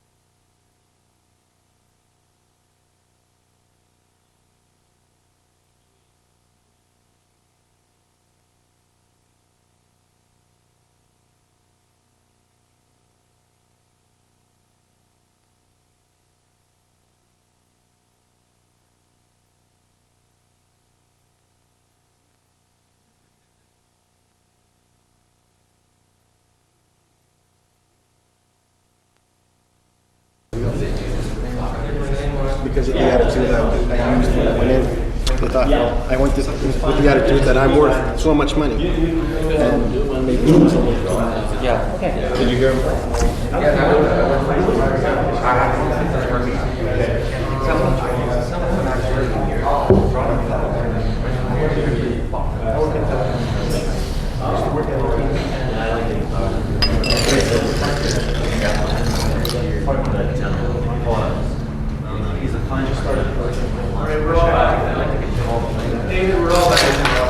Okay.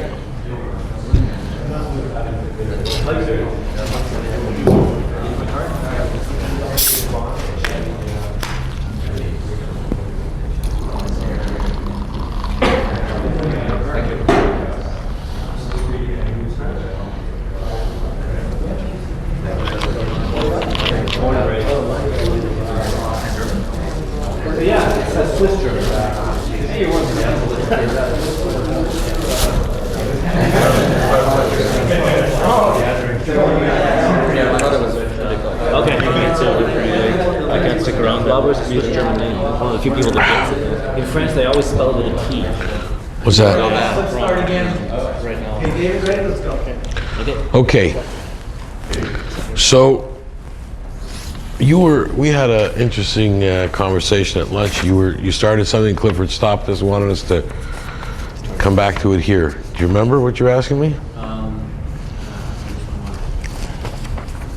And you're next. You still want to go through that question, right? Yeah. Okay.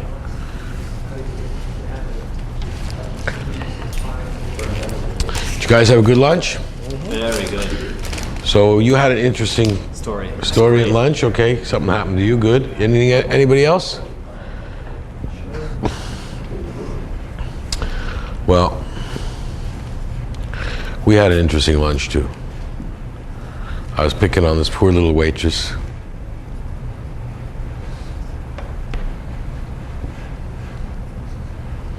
But she confessed to me that she can't cook too well.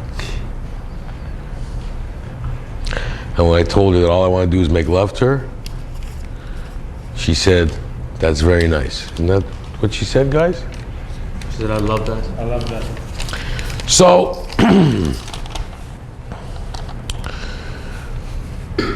let's go. You don't remember your question. I'm trying to think. Okay, you think about it. Go with yours now. Some place you mentioned that you should have a structure and constantly improve on it over time, and if something doesn't work, analyze it. Can you elaborate on that? Because I think I have some issues with structure. Yeah, when it comes to structure, I tell you right now, you have to completely destroy what you've believed up until now. Let's start that way, it's easier. Number one, your structure goes by, the two first rules are the most important rules there are. Who cares what she thinks, and you're the most important person in a relationship. And the relationship you're looking for, no matter how long or short it is irrelevant. The relationship you're looking for is honesty, trust, and respect. If she won't respect you in the morning, I think you all can live with that. But that's what you want. And if you start on that foundation for your structure, when it comes to structure, what do you want? You have to try the same thing every time with her? It's very simple.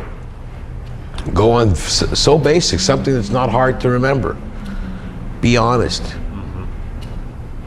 We were walking out here downstairs and there was this good looking, really sharp broad walking past us fast, going from one, she looked like she worked in the hotel. Hey, who was there with me? Hey, you guys saw it, eh? She looked like she worked in the hotel, and I looked at her and went, what did I say to her? Wow, wow, wow. She turned around and smiled. Here's some guy looking at her, telling her she looks wow. She didn't get turned off. No. It's also in the way you do it.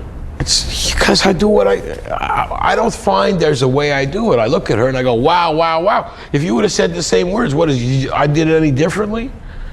Now it'd probably work for me because I'd be. I showed them in the restaurant.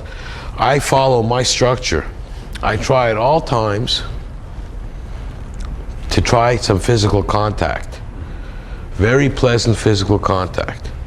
I make sure that she knows that I go back. That I decided on when I went back to the caveman, biker kind of thing. They take their woman.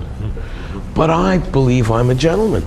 I don't want to take her if she doesn't want to go. I'll never be accused of rape. I don't have any misdemeanors for abusing women or anything like that. I pride myself, I'm a gentleman. When I ask her to come with me, I don't ask. But I'll show you something. Get up for a second. Get up. Come here. Just stand over here. You see, I didn't ask you to get up. I told you to get up. I put my hand underneath you like this and I showed you this. I'm leading you. Leading, yeah. It's not unpleasant. You don't feel like I'm grabbing you or groping at you, but you're totally in my control. Now sit the fuck down. You understand? I'm not being rude about it. I must have touched her in the restaurant a half a dozen times. Would you guys say that? Hey? She came over to me. 8, he counted, sorry. And she never pulled away from me once. When I called her to come here beside me, she came right over like a little puppy girl like I liked. I told her I want to make love to her. I told her, and all she said to me was, I'm not really a good cook, you know. What'd she say about lightning bolts behind her head or something? She said something. I don't remember. See, I don't listen to what she says, but when she said lightning bolts, says the only time you'll see lightning is after I make love to you. Wow. You guys, you were there, right? Yeah. What she gave me the line. I didn't think of lightning bolts. It's like me with the hypnotic voice. You understand? She gave me the line. I don't look or think of a line. I literally, I come up with something I look at her, it's gonna tell me what to say to her. What I'm thinking. You all have the same ability. You're all thinking very similar to what I'm thinking, but you're afraid to say, what's gonna happen? This person who you might never see again in 14 lifetimes in Montreal, in this place here, might think you're a prick or a jerk. Who the fuck cares?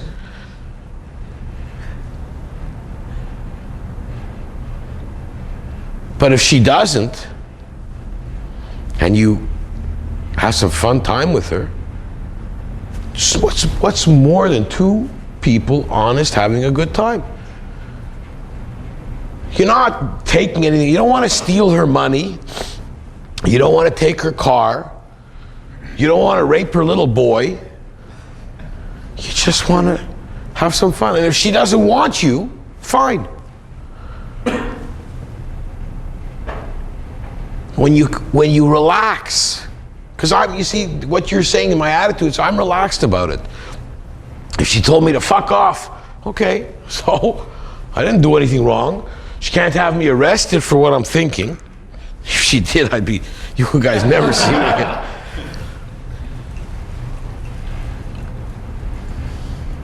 All it is I'm relaxed with what I like myself. I'm not afraid to say anything. I didn't do anything wrong. I'm not gonna walk up to her and say, hey, I'd like to fuck you here on the table. Unless she's that hot and I can't think of anything else. Maybe I would say it to her.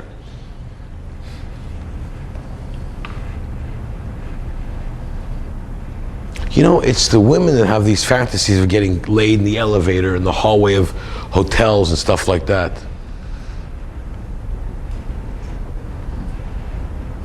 I once told a girl, I don't remember the whole situation, I told her, I could do you here on the hood of my car. I wouldn't give a shit who's watching.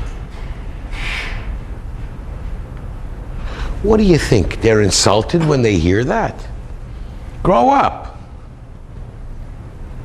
We were just talking at the restaurant. I mentioned to the guys at the table, as I'm chatting up the waitress, she went away, and as I mentioned to her, I mentioned to them Howard Stern. He has more women listeners than male listeners. And he's a pig. He's worse than me. Maybe. I don't know. Okay? And she comes over in the conversation and goes, yeah, but he's so pleasant about it. And she's agreeing with me. Is that what happened, guys? I mean, if I would have told Clifford, steak this brought out at the restaurant to show the guys, it would have been, you know, you guys wouldn't believe it. I keep saying, why wouldn't he eat down here? He took me across the street to the hotel there to eat, you know, it's no difference. And I wouldn't, you know, it's like, I went there, could have gone here. It doesn't matter where you go, there's people everywhere. And there's so many people not trying to approach you. You know, the girl that ran across there, and I told her she looks, wow, she must feel good from that. She'll go home today and tell her one of her friends, gee, this guy thought I looked so fantastic, he couldn't stop commenting. They love that kind of thing. I'm not telling you to go and grab her, or rape her, or molest her. Today, the parameters of what you're allowed to do are getting smaller and smaller and smaller and smaller. Rather than try to figure out what you're not allowed to do what you're still allowed to do, for crying out loud.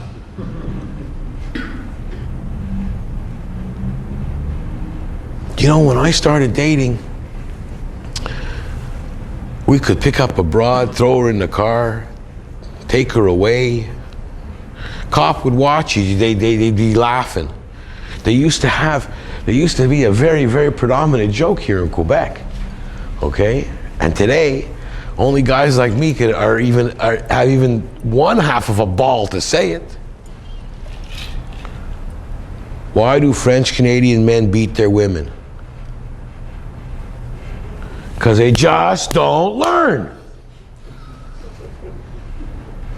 These were the jokes in the old days, eh?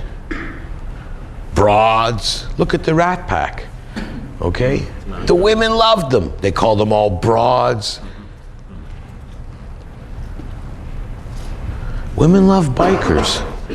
Women, they love a caveman. They like the ruggedness. They like a guy telling them what direction to go in.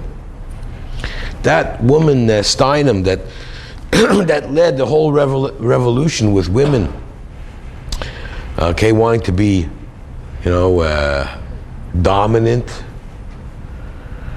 A few years back, she started writing that she regrets her whole life because she did that. She never feels good. She doesn't. She likes to have a relationship where she can feel comfortable with a man. She didn't have that. Never had it. It's not natural. They want to feel comfortable with the man. Look at, we were talking about scent, the animal kingdom. Look, perfect. No, there's no perfect example. There's no more perfect example than the lion. The male doesn't hunt. The male has a harem, right? He sits around, cleaning himself, licking his balls all day long. And he's got a fucking harem, and the women hunt for him and cook for him and do everything. What kind of animal do you want to come back as? Hello? Do you know why he licks his balls? Because he can, it's right. But that's what he does all day long. How bad is one of the smartest? Why do you think they call him the king? Hey? Why? How much of a better life can you want? Hey? You have a harem. They all do anything for you. They hunt for you, take care of the kids. You scratch your balls and lick your balls and fart all day long. That's in belch. Tough life. Well, don't you think nature is telling you something? And these women, you know, I like to go out with waitresses. Why? Do you see, you saw how they love to serve you. They love to come over and take care of you. You heard what I said to her? I said to her, if I was your boyfriend you really liked, what would you tell me to order off the menu? That's how I started the conversation. Is that not what I started? Yes.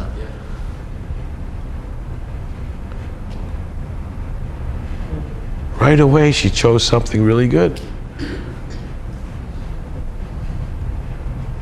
I gave her control, and she couldn't handle it. She started taking care of me right away. She's under my control full time. What made you think that she was not able to handle it? What made me think that? Her actions. Because I'm being pleasant, I'm not rude. She could have said, listen, if she's there with the thing, she could have said, everything's good. Yeah. In other words, not one. I don't know, choose any, what do you like? You like hamburgers or you like sandwiches? What would you like? I could have thought of 100 other ways for her to answer me, except she opened the menu, went over me, and pointed down there. Okay, exactly. I know I have her already. What? Because she's exactly following what I want her to do. If she's not doing it, it's a different story, but she's doing it. I don't think what, you see, you're thinking again, what's she thinking of? No, I'm not. I'm just trying. You are. Every time you tell me you're not, it's because you are. I'm trying to figure out what made you think that. But it's what made me think. I'm wanting to see if she can take care of me. She's answering me back the way I want to be answered. And if she doesn't? If she wasn't, like, not in a playful mood? I didn't care if she is or if she isn't. It's not her mood I'm concerned with. It's mine. No, I mean, but what? Yeah. What would you do? You just drop it? Yeah. It's not her mood I'm concerned with. Okay, I understand that. You see, you're still thinking as like rule number 1. Yeah. You're still worried about what she's thinking. I don't care what she's thinking. I don't worry about that. It doesn't enter. That's one thing I tell you guys. You gotta really live by that rule.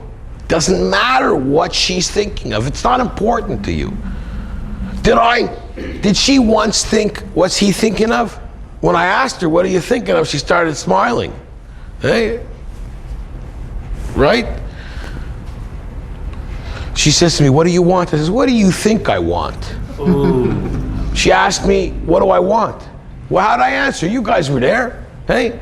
So what do you think I want? She started smiling from ear to ear. Well, she's a rocket scientist. She's smarter than all the other women in the world. I got one that figured it out right away, what I want. Fuck. If they had one eye and were deaf, they could figure out what I want, as long as I have a set of tits. She figured out what no. It's because I don't care what she's thinking. It's what I'm thinking that's important. It's what you're thinking. You keep going back. All these questions are, what if she, what you're worried what she's going to think. Stop. That's what you have to stop. That's what makes me come natural. Because if you see what I do, and you guys today had a good example twice when we went out. If you see what I do, the last thing I'm thinking about is what she's thinking. It's my absolute last thing I would think about. I don't care what she thinks. She's either going to think good things about me or bad. I really don't give a shit. I'm projecting what I want. You walk into a store, you go to buy something, you're looking at a radio, and you say to the person, which is the better radio? And they're thinking, which one do I make a bigger commission on? Are you thinking about that when you're asking which radio I should buy? No. I am. I'm asking him a question. I'm thinking from that. I proved it. I went the other day to buy a CD player.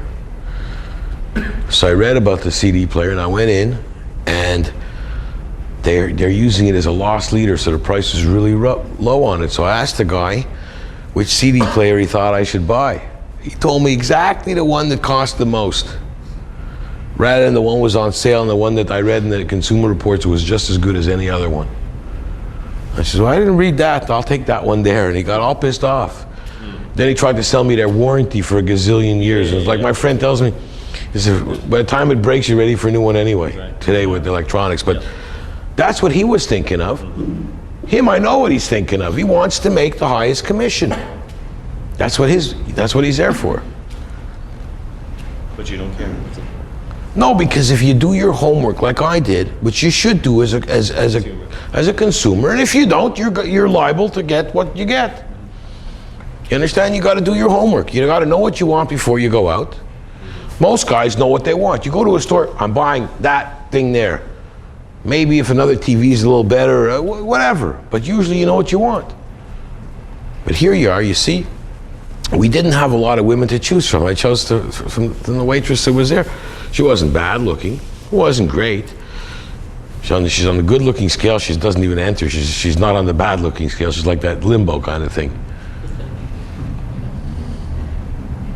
after I come, I go, whoa, what was I thinking? You know? That's the kind of girl. But Do you find that there's a difference between the way you treat women that are incredibly good looking from women that are? no. Because there's two kinds of good looking women. There's those who really think they're incredibly good looking. Those who have self-confidence issues.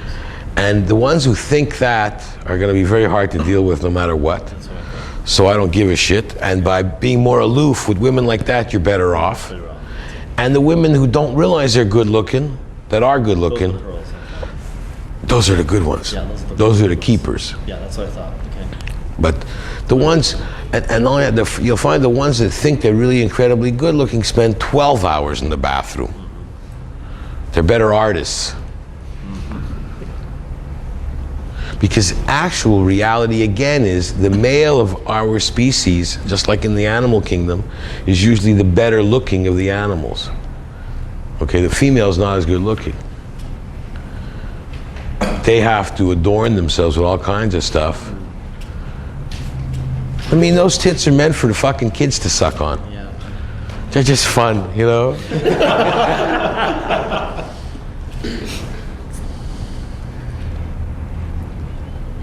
Can I ask you a question? When the makeup comes off and then Well, you know, listen, you got to deal with them. It's you know, you know what? There's another joke.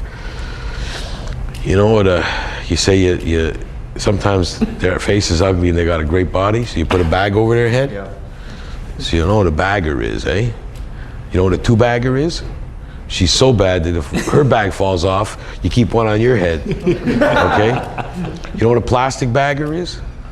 To kill yourself. No, you hope she dies before you finish fucking her. So I mean, these are very crude jokes. I probably will not be in the Video, you're gonna edit in them the out. video and edit them out. But that's the reality. I mean, that's the way we like to think. I mean, you look at a girl. If you look at Playboy or you look, they try to make them look as angelic as possible, while they have the hottest bodies. When you look in a magazine like Hustler, they try to make them look as slutty as possible. Yeah. And we all like that slutty looking broad, you know, that's what you go after. The angelica ones you want to take home and marry, be the mother of your kids. Yeah. Why? You mean to see the slutty looking broad isn't really nice just because she's slutty looking? She perceives herself differently in that mirror. And a lot of times, you guys don't pick up on the things that I pick up on. The way they get dressed is the way they want you to perceive them. They're telling you a lot. You're just not reading them. I mean, that kind of stuff I think comes from experience, being able to read the way they project themselves, the way they dress to attract you. And we had another case where there was 4 girls left the restaurant at the same time. One was wearing this beige top, really tight, and she had a nice set of boobs, she had a nice figure, and she had her jacket in her hand. Most of the other ones were wearing their coats and jackets. Well, she wanted you to see her body. She had a boom body. She wanted you to see it. What do you think? She was the only one who wasn't cold, you know? She had the least amount on. And then we had some discussions on what they wear to, and what did somebody say? The hornier they are, the least clothing they wear. I like that. I think that's what he was asking. Can you get horny enough to get naked? Hello, what do you think I want? But that's what we came down to. I mean, I told you those 4 broads, there was a timid one there and there was one all dressed up. She didn't want me to look at her. Both those didn't want me to look at her, and I wasn't. Okay. Why would I go, like I said, the uglier broads are sometimes the hardest ones to go into because they're going around with a good-looking broad. Why? Why is always a good-looking broad with an ugly broad? Well, I feel, this is just an opinion from one asshole, I feel they don't want competition, is number 1. I feel they want to show off, it's number 2. No, they want to show off. Okay? I feel they're never really nice to the ugly broad. If they meet a guy, the ugly broad goes home on a bus, no problemo. Okay? They're using their friends. What do you think they're going to do with you if they get a hold of you? If they're using their friends and they want to be your friend, hello. They're manipulating all the equipment around them for their best ability. I mean, two good-looking girls couldn't be friends? Why not? Why is it always a dog with a good-looking girl? They don't want the competition. Why is always one timid? We saw there, the girls who were paired off, you could see the way they walked and the order they walk. It's very important also if you see, if you'll go and you ever go horseback riding? Yep. Okay, you ever go on these trails where the horses are like almost like a train ride, you're sitting behind? If you watch at the hierarchy of the horses, there's never a female at the lead of the pack when horses. It's always a male. And they tell you, don't try to pass the other horse because they'll kick each other or bite. Okay? This is the animal kingdom. We're the same kingdom. The women go out with all these things, knowing what they're going out for. And the guys, if you noticed in that train, were always at the back. You know, they ask a lot of married women questions. They ask, what's the first thing you do in the morning to your asshole? You know what they all say? Send them off to work.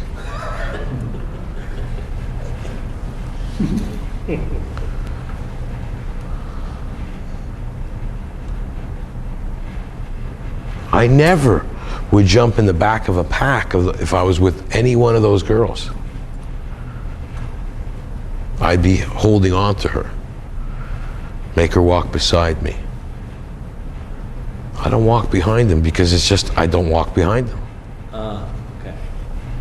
Yeah. You can't have it wishy-washy. It's an all or nothing kind of thing. You can't lead them if you don't want to continue leading them. And you can't start to lead them if you're going to peter off later on. You have to continue. Consistency. And they notice that too. If you're not consistent, if they think it's an act, they'll eat you for supper. It's consistency with what you have to do. You have to concentrate. And like I say, think if you don't hit it with this one, you hit it with that one or that one or that. You cannot get afraid. And the fear is what brings you into problems. Go ahead. Did we finish your question yet? I have another one. Okay. In addition to that one. You talk about being consistent with the structure. Something does not work.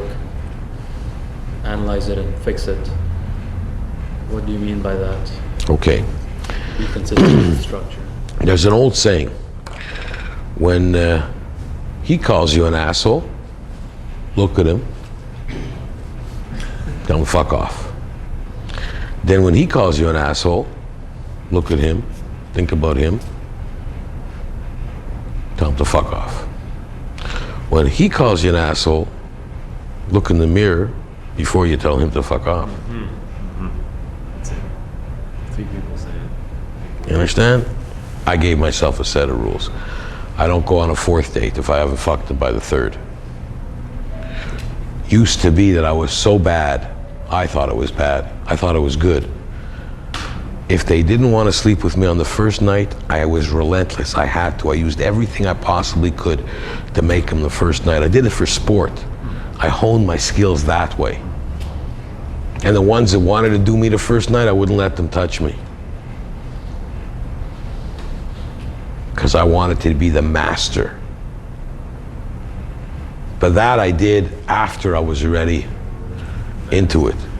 Did that take a lot of years to get No, it fell into place. I had met this one girl who read me the Riot Act. I don't want to discuss my family with you, I'm just very sexually attracted to you, all my innuendo and everything. And if our sexual relation is good, I'd like to keep it like that. I need a safe sex partner. I said to myself, I must be fucking dreaming. This is like perfect.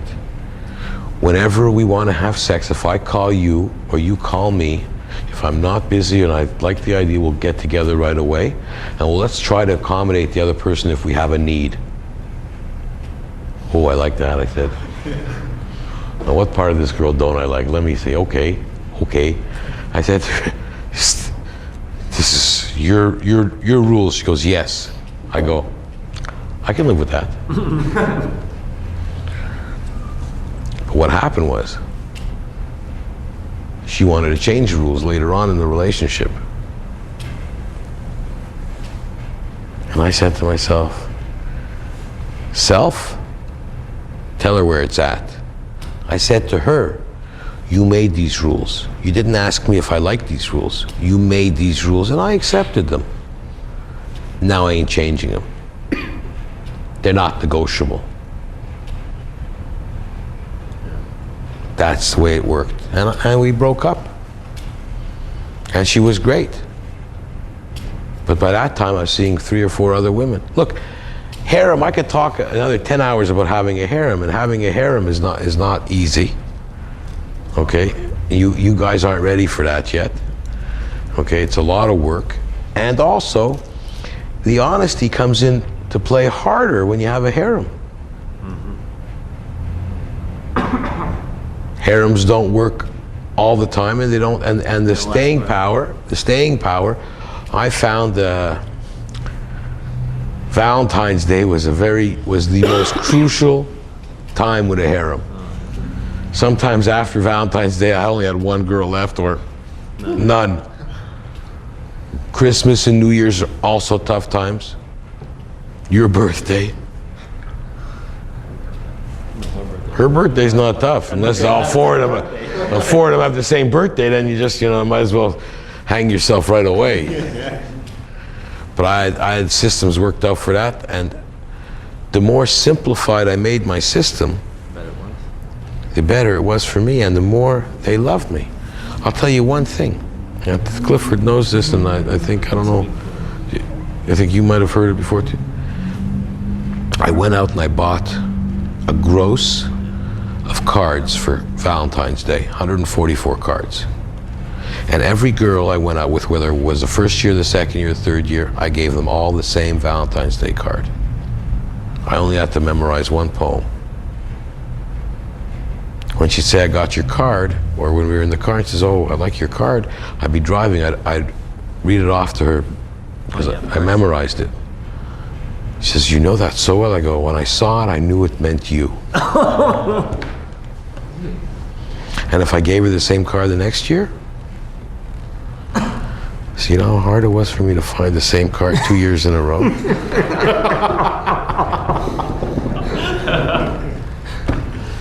She thought I was the most fucking romantic guy in the world. I was doing it because I was lazy shit. I bought 1 card in 1972.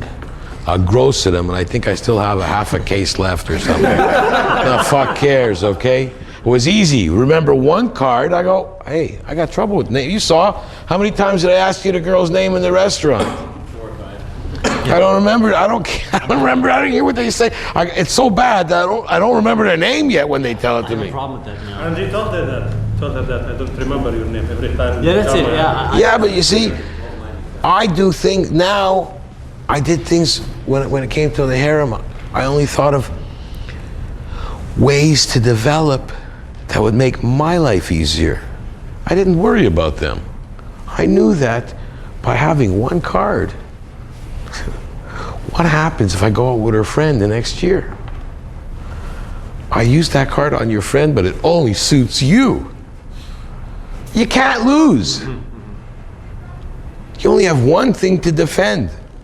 You don't have 50. Okay, yeah.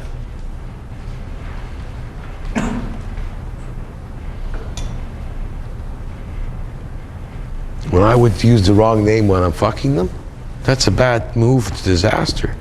When they'd approach me like that and they'd say, you know what, I have to tell you, that was the best girl I've ever had in bed before, and you reminded me of her. I never would let them get on top of me. They're not gonna win. So you think of these situations beforehand? I'm gonna fuck up. I go by, I'm gonna fuck up. Now, if she's, okay, good, you know, I fucked up. So you learn and then I remember the first time I said my ex-girlfriend's name. Well, Susie, oh, my name's Janet. Oh yeah, you're really thinking of me. You must be somewhere. And she's lacing into me, and don't leave me alone. Now I'm thinking of, I want to fuck her again. How do I get out of this? You know, and that's all I'm thinking about. And then the next time it happened, I said to myself, it's because you made me think of her. I haven't thought of her in years. You're incredible.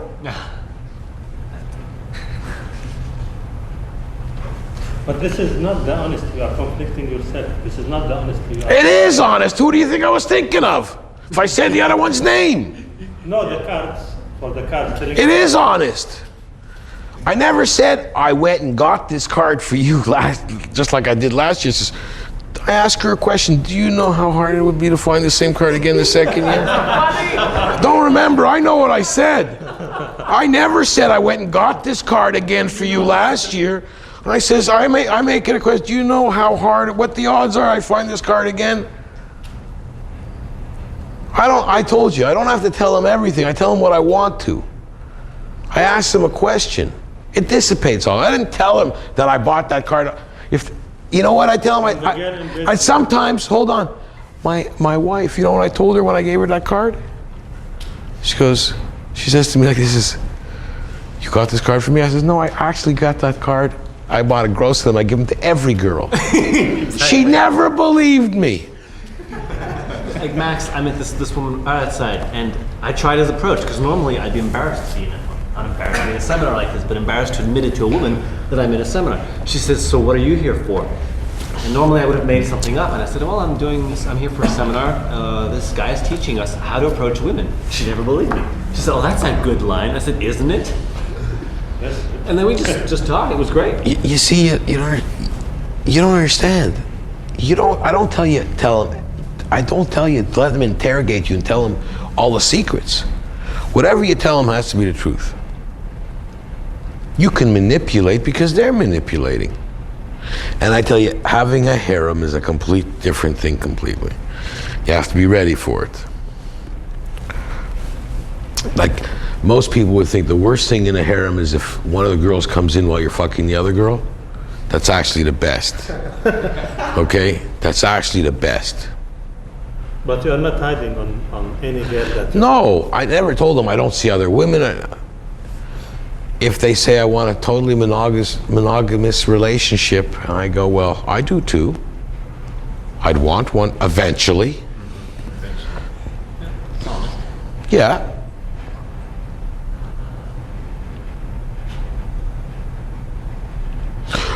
I couldn't go with anybody who's seeing anybody else.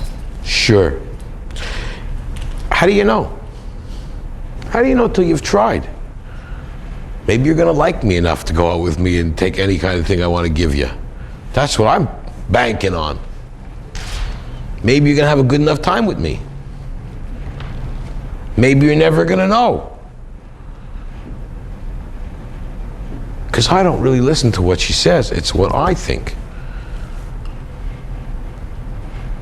I have the answers I want. If they don't work, I'm not telling you that every single relationship works and every single situation works. You lose as many as you get. Well, I didn't. I was very lucky. I didn't lose as many as I got. I got more than for me, it was at the beginning when I started to approach women. Anytime things with sours, because when I lost the edge, the aggression, when I backed off a little bit, when I tried to be nicer, tried to be like my father would say, you have to be nice to women. Like I'm not nice to them. Why am I not nice to them? I'm not hurting them. When you go to different states in the United States, the more southern states, these yahoos marry these girls, knock them up, take off on them, never, you know, never help them with child support. I don't want to do that.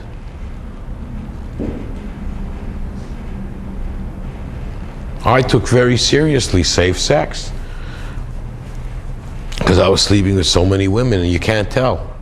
In my day, you can go for a penicillin shot and not worry when I started going out. But things changed. Herpes and AIDS. I went out with a girl.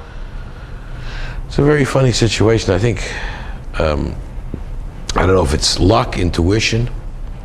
A friend of mine fixed me up with her. She was really dynamite looking. But he bet me, because those were the days that I was making every girl the first night or second night, no matter what. He bet me that I couldn't go out with her 4 times and only sleep with her on the 5th date. So I took the bet. The 5th date? No, it was like 2 months. I couldn't see her for 2 months without sleeping with her. He says, because you meet all these sluts. I said, they're all sluts. He says, no, you haven't met a nice girl yet. So I know a nice girl, but you have to promise not to seduce her for at least 2 months. So I said, fine. So after the 4th date, she was really coming on to me, and I said, I'm sorry, I don't really Like you that way. No, I said, I don't really want to get into this till I really get to know you well. Okay? I have to really be sure. I used all the lines the bras would give me when I was younger. You know, like, I have to be sure about a relationship, you know? All this bullshit. So, one day, I had to go someplace, and she was waiting for me at my place. And all of a sudden, I'm going, she said she had something serious to talk to me about. And she says to me like this, when I walk in, she says to me, I'll never forget, I'm standing in the kitchen, she says to me, did somebody tell you anything about me? I go, no. She says, well, I have to tell you something seriously. She starts to cry. She had herpes. And she didn't know why I didn't come on to her, because she was really surprised. Some guy had herpes, went out with her, they broke up. He got her from another girl, and to teach her a lesson, got together with her again just to give her herpes. That's the story she told me, which I could believe or not believe, it's irrelevant. But she said she always talked to her doctor, and when there's no outbreak, it's not, the danger's not there. And I said to her, to be honest with you, I didn't know you had herpes. I said, so I just had a bet. She goes, a bet? Yes. So-and-so who fixed us up, I bet him that I could go out with you for 2 months without jumping on your bones. She goes, you bet that? You go, yeah. I said, because ordinarily I figured I could have done you the first night. But I always prided myself that I could handle all situations. So I said to her, you know what? She says, it's not dangerous when I have no anxiety, and because I had made her very anxious, she had an outbreak. So we weren't going to do it anyway. And I went to a friend of mine, I got a friend who's a surgeon, and I said to him, I want to know everything I can about herpes. And I found out everything about it because I had to do her, but it was very hard. I found out when the safe times were and when the non-safe times were, and I slept with her. But I did not have my heart in it as much as if she wouldn't have had it. Because it bothered me all the time. You're always thinking about that. You know, that was my own inhibitions and problems. And that actually was one of the reasons the relationship didn't go on any further. Because for me to find a girl without herpes is just as easy as so I just saw her less. I used to ask her, how you doing? Good. Any breakouts? No. Okay, I'll come see you. You know? So it wasn't like, and I couldn't help that, you know? She used to say to me, so you don't want to see me when I have herpes? I go, no. Why would I want to? She wasn't that good a cook. But that's the reality of it. Some guys, and she ended up moving to the United States and marrying this other fellow, I guess. I mean, maybe a guy that falls in love with her can handle it. I didn't feel that way, and I didn't push myself into a relationship just to handle it. And I don't want to be no fucking hero, you know. No, I didn't. I tried to deal with it, and I found I was having difficulty, so I went on. It's not what I was looking for. And remember, rule number 2. You're the most important. I'm the most important person in my relationship. And you have to know that. Each one of you guys has to realize you're not going to meet a girl and put her up on a pedestal. Don't have to buy her dinner. You don't have to buy her. If you want to buy her, hey, I see nothing wrong with going downtown to a prostitute and getting your rocks off. You know exactly what it costs, you know exactly how long it's going to take, and it's over when you leave. No more commitments, no more questions, it's over. If you want to do it that way, fine. If you want to chase after this slut that's chasing her, shaking her ass in your face, and you got to take her out for dinner and buy her this and chase after her there and take her there and spend lots of money on her, and you don't get laid, you only get frustrated. Well, hello. Paying to get frustrated. I feel myself at times with the girls that I desire, that if I lose that pain.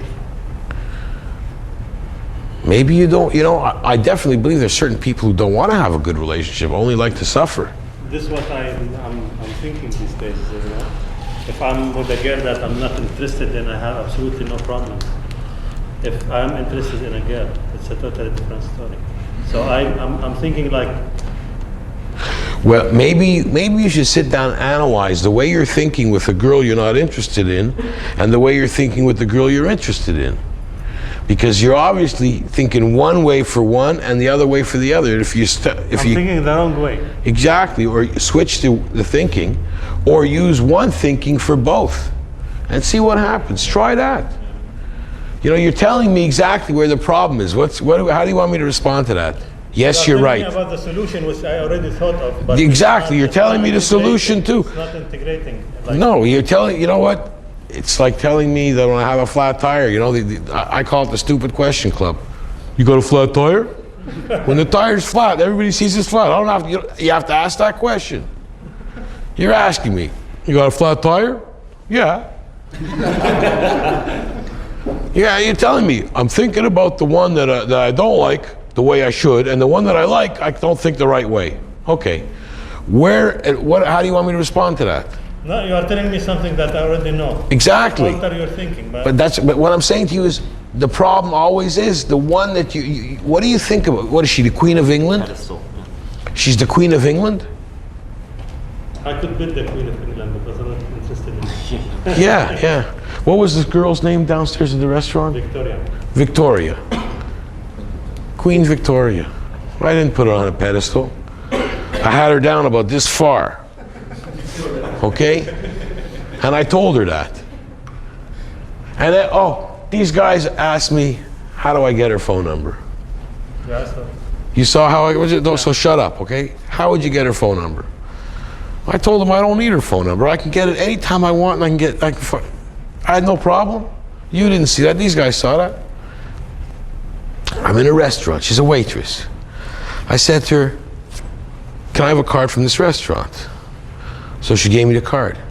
And I said, what are your hours here, so if I want to call you? She told me when she's there.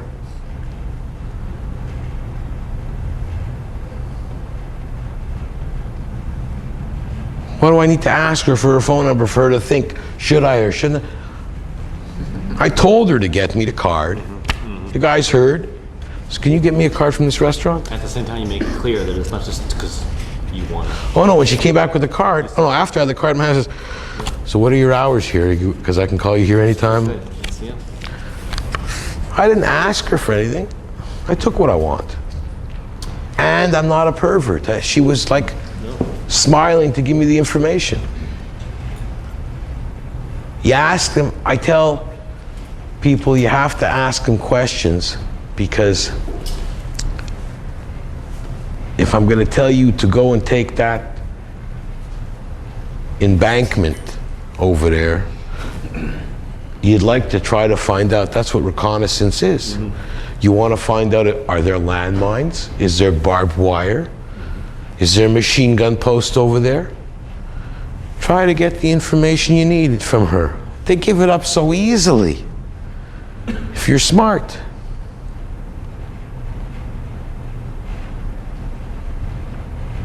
What's your favorite fruit? Apples. I've never eaten apples over a woman yet. I've never eaten apples off of a woman yet. They usually say strawberries or, I go, I've eaten strawberries off somebody's before.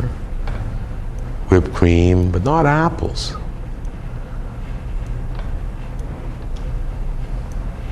It's interesting, you're getting... What? You understand? What am I making you think? What am I making her think? I'm directing where I want you to think.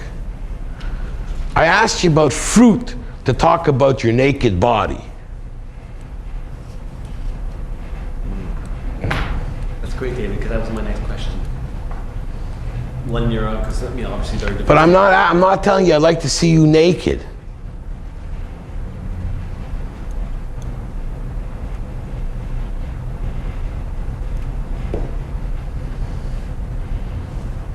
What's your favorite vegetable?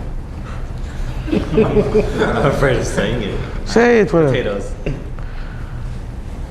You know what? I think you probably like cucumbers better. If I was making the salad. Ooh. Yeah. There's nothing that you can't use if you just think. Where do you want to lead her? You want to talk about penises?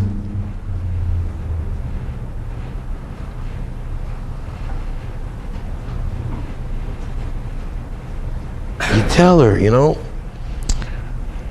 I have to tell you a story. I went into a bar. I tell this to women. And I see this gross looking guy at the corner in the bar. These 3 women around him.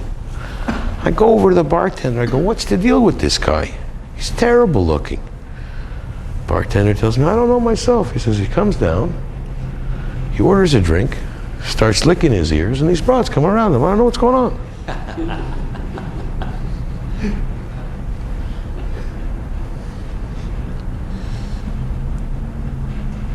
And then, God forbid, she says to me, what do you mean? Or that's a gross joke. By asking or telling her jokes like this, you can see where her level is, where her sense of humor is. It gives you something to, oh, was that in poor taste? Or do you taste poor?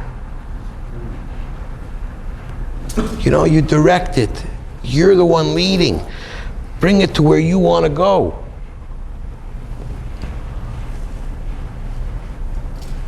If you bump into a girl here and she says, fuck me, I'm on room 308, and you take her out to the front door, who's making the mistake?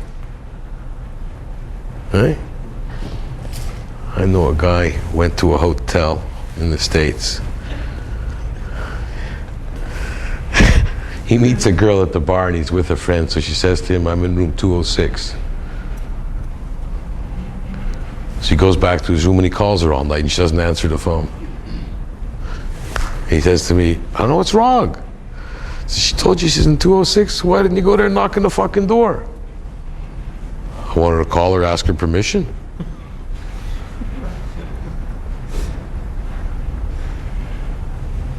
Guys make the stupidest mistakes because they're thinking, what's she thinking? Should I call her first? They're giving her the control. Yeah, I don't want them to control me. You're not letting yourself, you have all the ammunition and weaponry around you. Somebody says to me, I meet them in the street and how do I get them to go home? It depends. It's a very, meeting them in the street is nice to meet them and say, when you meet them in the street, the first thing I think of, and I mentioned this a few times to some of you guys, is that Meeting somebody in the street's a very, very iffy thing today. If you tell anybody, if anybody asks you, and you say, what about meeting a guy in the streets? If they're your friend, they're going to be very careful. So the first thing you have to do in that kind of situation is try to get her to think you're the nicest guy you could be. When I meet somebody in the streets, I go with a different kind of line. I don't go for sex. I go for, is your name Paula? Is it Paula? Because you look like a Paul. That was my mother's name.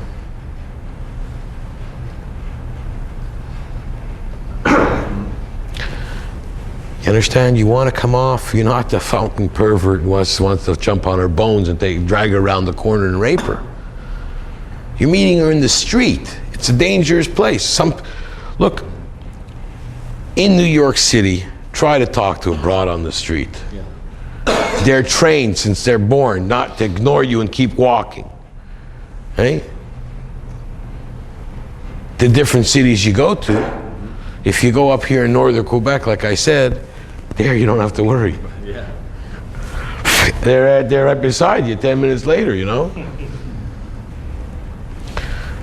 But the bigger cities, they're fearful. In Dallas, when I first moved to Dallas, I put an ad in the paper. I told you guys, and the first girl I contacted, she wanted to meet me at a mall in front of the movie theater at 3 o'clock in the afternoon. What the fuck's wrong with you? It has to be in a public place. I got assaulted. Fuck you, I'm not a pervert. Then after a while I found out, yeah, they're terrified. The girls carry guns in their purses. You get a lot of basket cases out there. Here I am, they have those Bundys and those all those rapists and murderers. Here all I want to do is get laid and have some good times. I never want to hurt the girl. But they gotta know, I'm not the only idiot out there. There's some guys that are dangerous. Like this guy who called me, he's stalking a girl. You know, I'm not gonna get any advice from me on stalking her. The last thing I would do, if you don't want to know me, there's a gazillion of them out there. The girl that's giving you the hardest time, walk away from her. Go over to her and say, you know, you probably know me better than anybody else. Could you fix me up with one of your friends? Right away, you're dissipating everything she's trying to do to you. You can't fight if there's some bitch who's got your number. I mean, you guys all must know bitches. There's no way. When they get their claws out, get out of the way. You have to dissipate that anger. If there's 3 girls in a group and one is after you, you got to get that one. Because she's probably the strongest or the ugliest.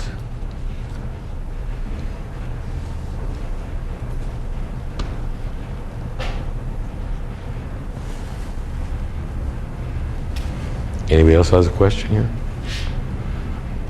I remember we were talking about the restaurant. It was using sleight of mouth or using phrases to get her mind in a sexual context.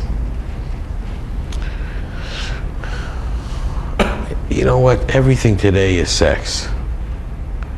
It's like I said to her in the restaurant, what do you think I'd want from you? When you try to go out and when you bump into somebody, everybody masks it. Queen Elizabeth still fucked her husband. He still spread her legs up in the air and got on top of her and pumped her. Like a slut or a whore she is, okay? She ain't no better than anybody else. Those ladies that could go, if they have kids, they've all been fucked. And if they don't, you don't want to fuck them. You know, that's what it comes down to. What do you think? It's a big surprise? What does a man go out with a woman for? Unless she's really rich and you don't want to work anymore, or she's a phenomenal cook. What else do you want to go out with a woman for? You're going to have more fun with male friends. You know, a lot of women ask that question. They'll say, "What do you expect?" Or, Well, hello. You know what? And the more you mask it, the more. What would you think if you're masking it? She's saying he's a liar. Then what do you want me for if you don't want to, you know? Here, that girl wearing that beige top, Clifford. What do you think she was saying? Oh, I'm a virgin, nobody touched me. I'm available. Hmm? I'm available. She's giving out the sign that she's available. They're telling you. If they don't want it, they're telling you, you know, like, girl can say no. You don't have to rape them. Hey, if you don't want it, bye, I'm out of here.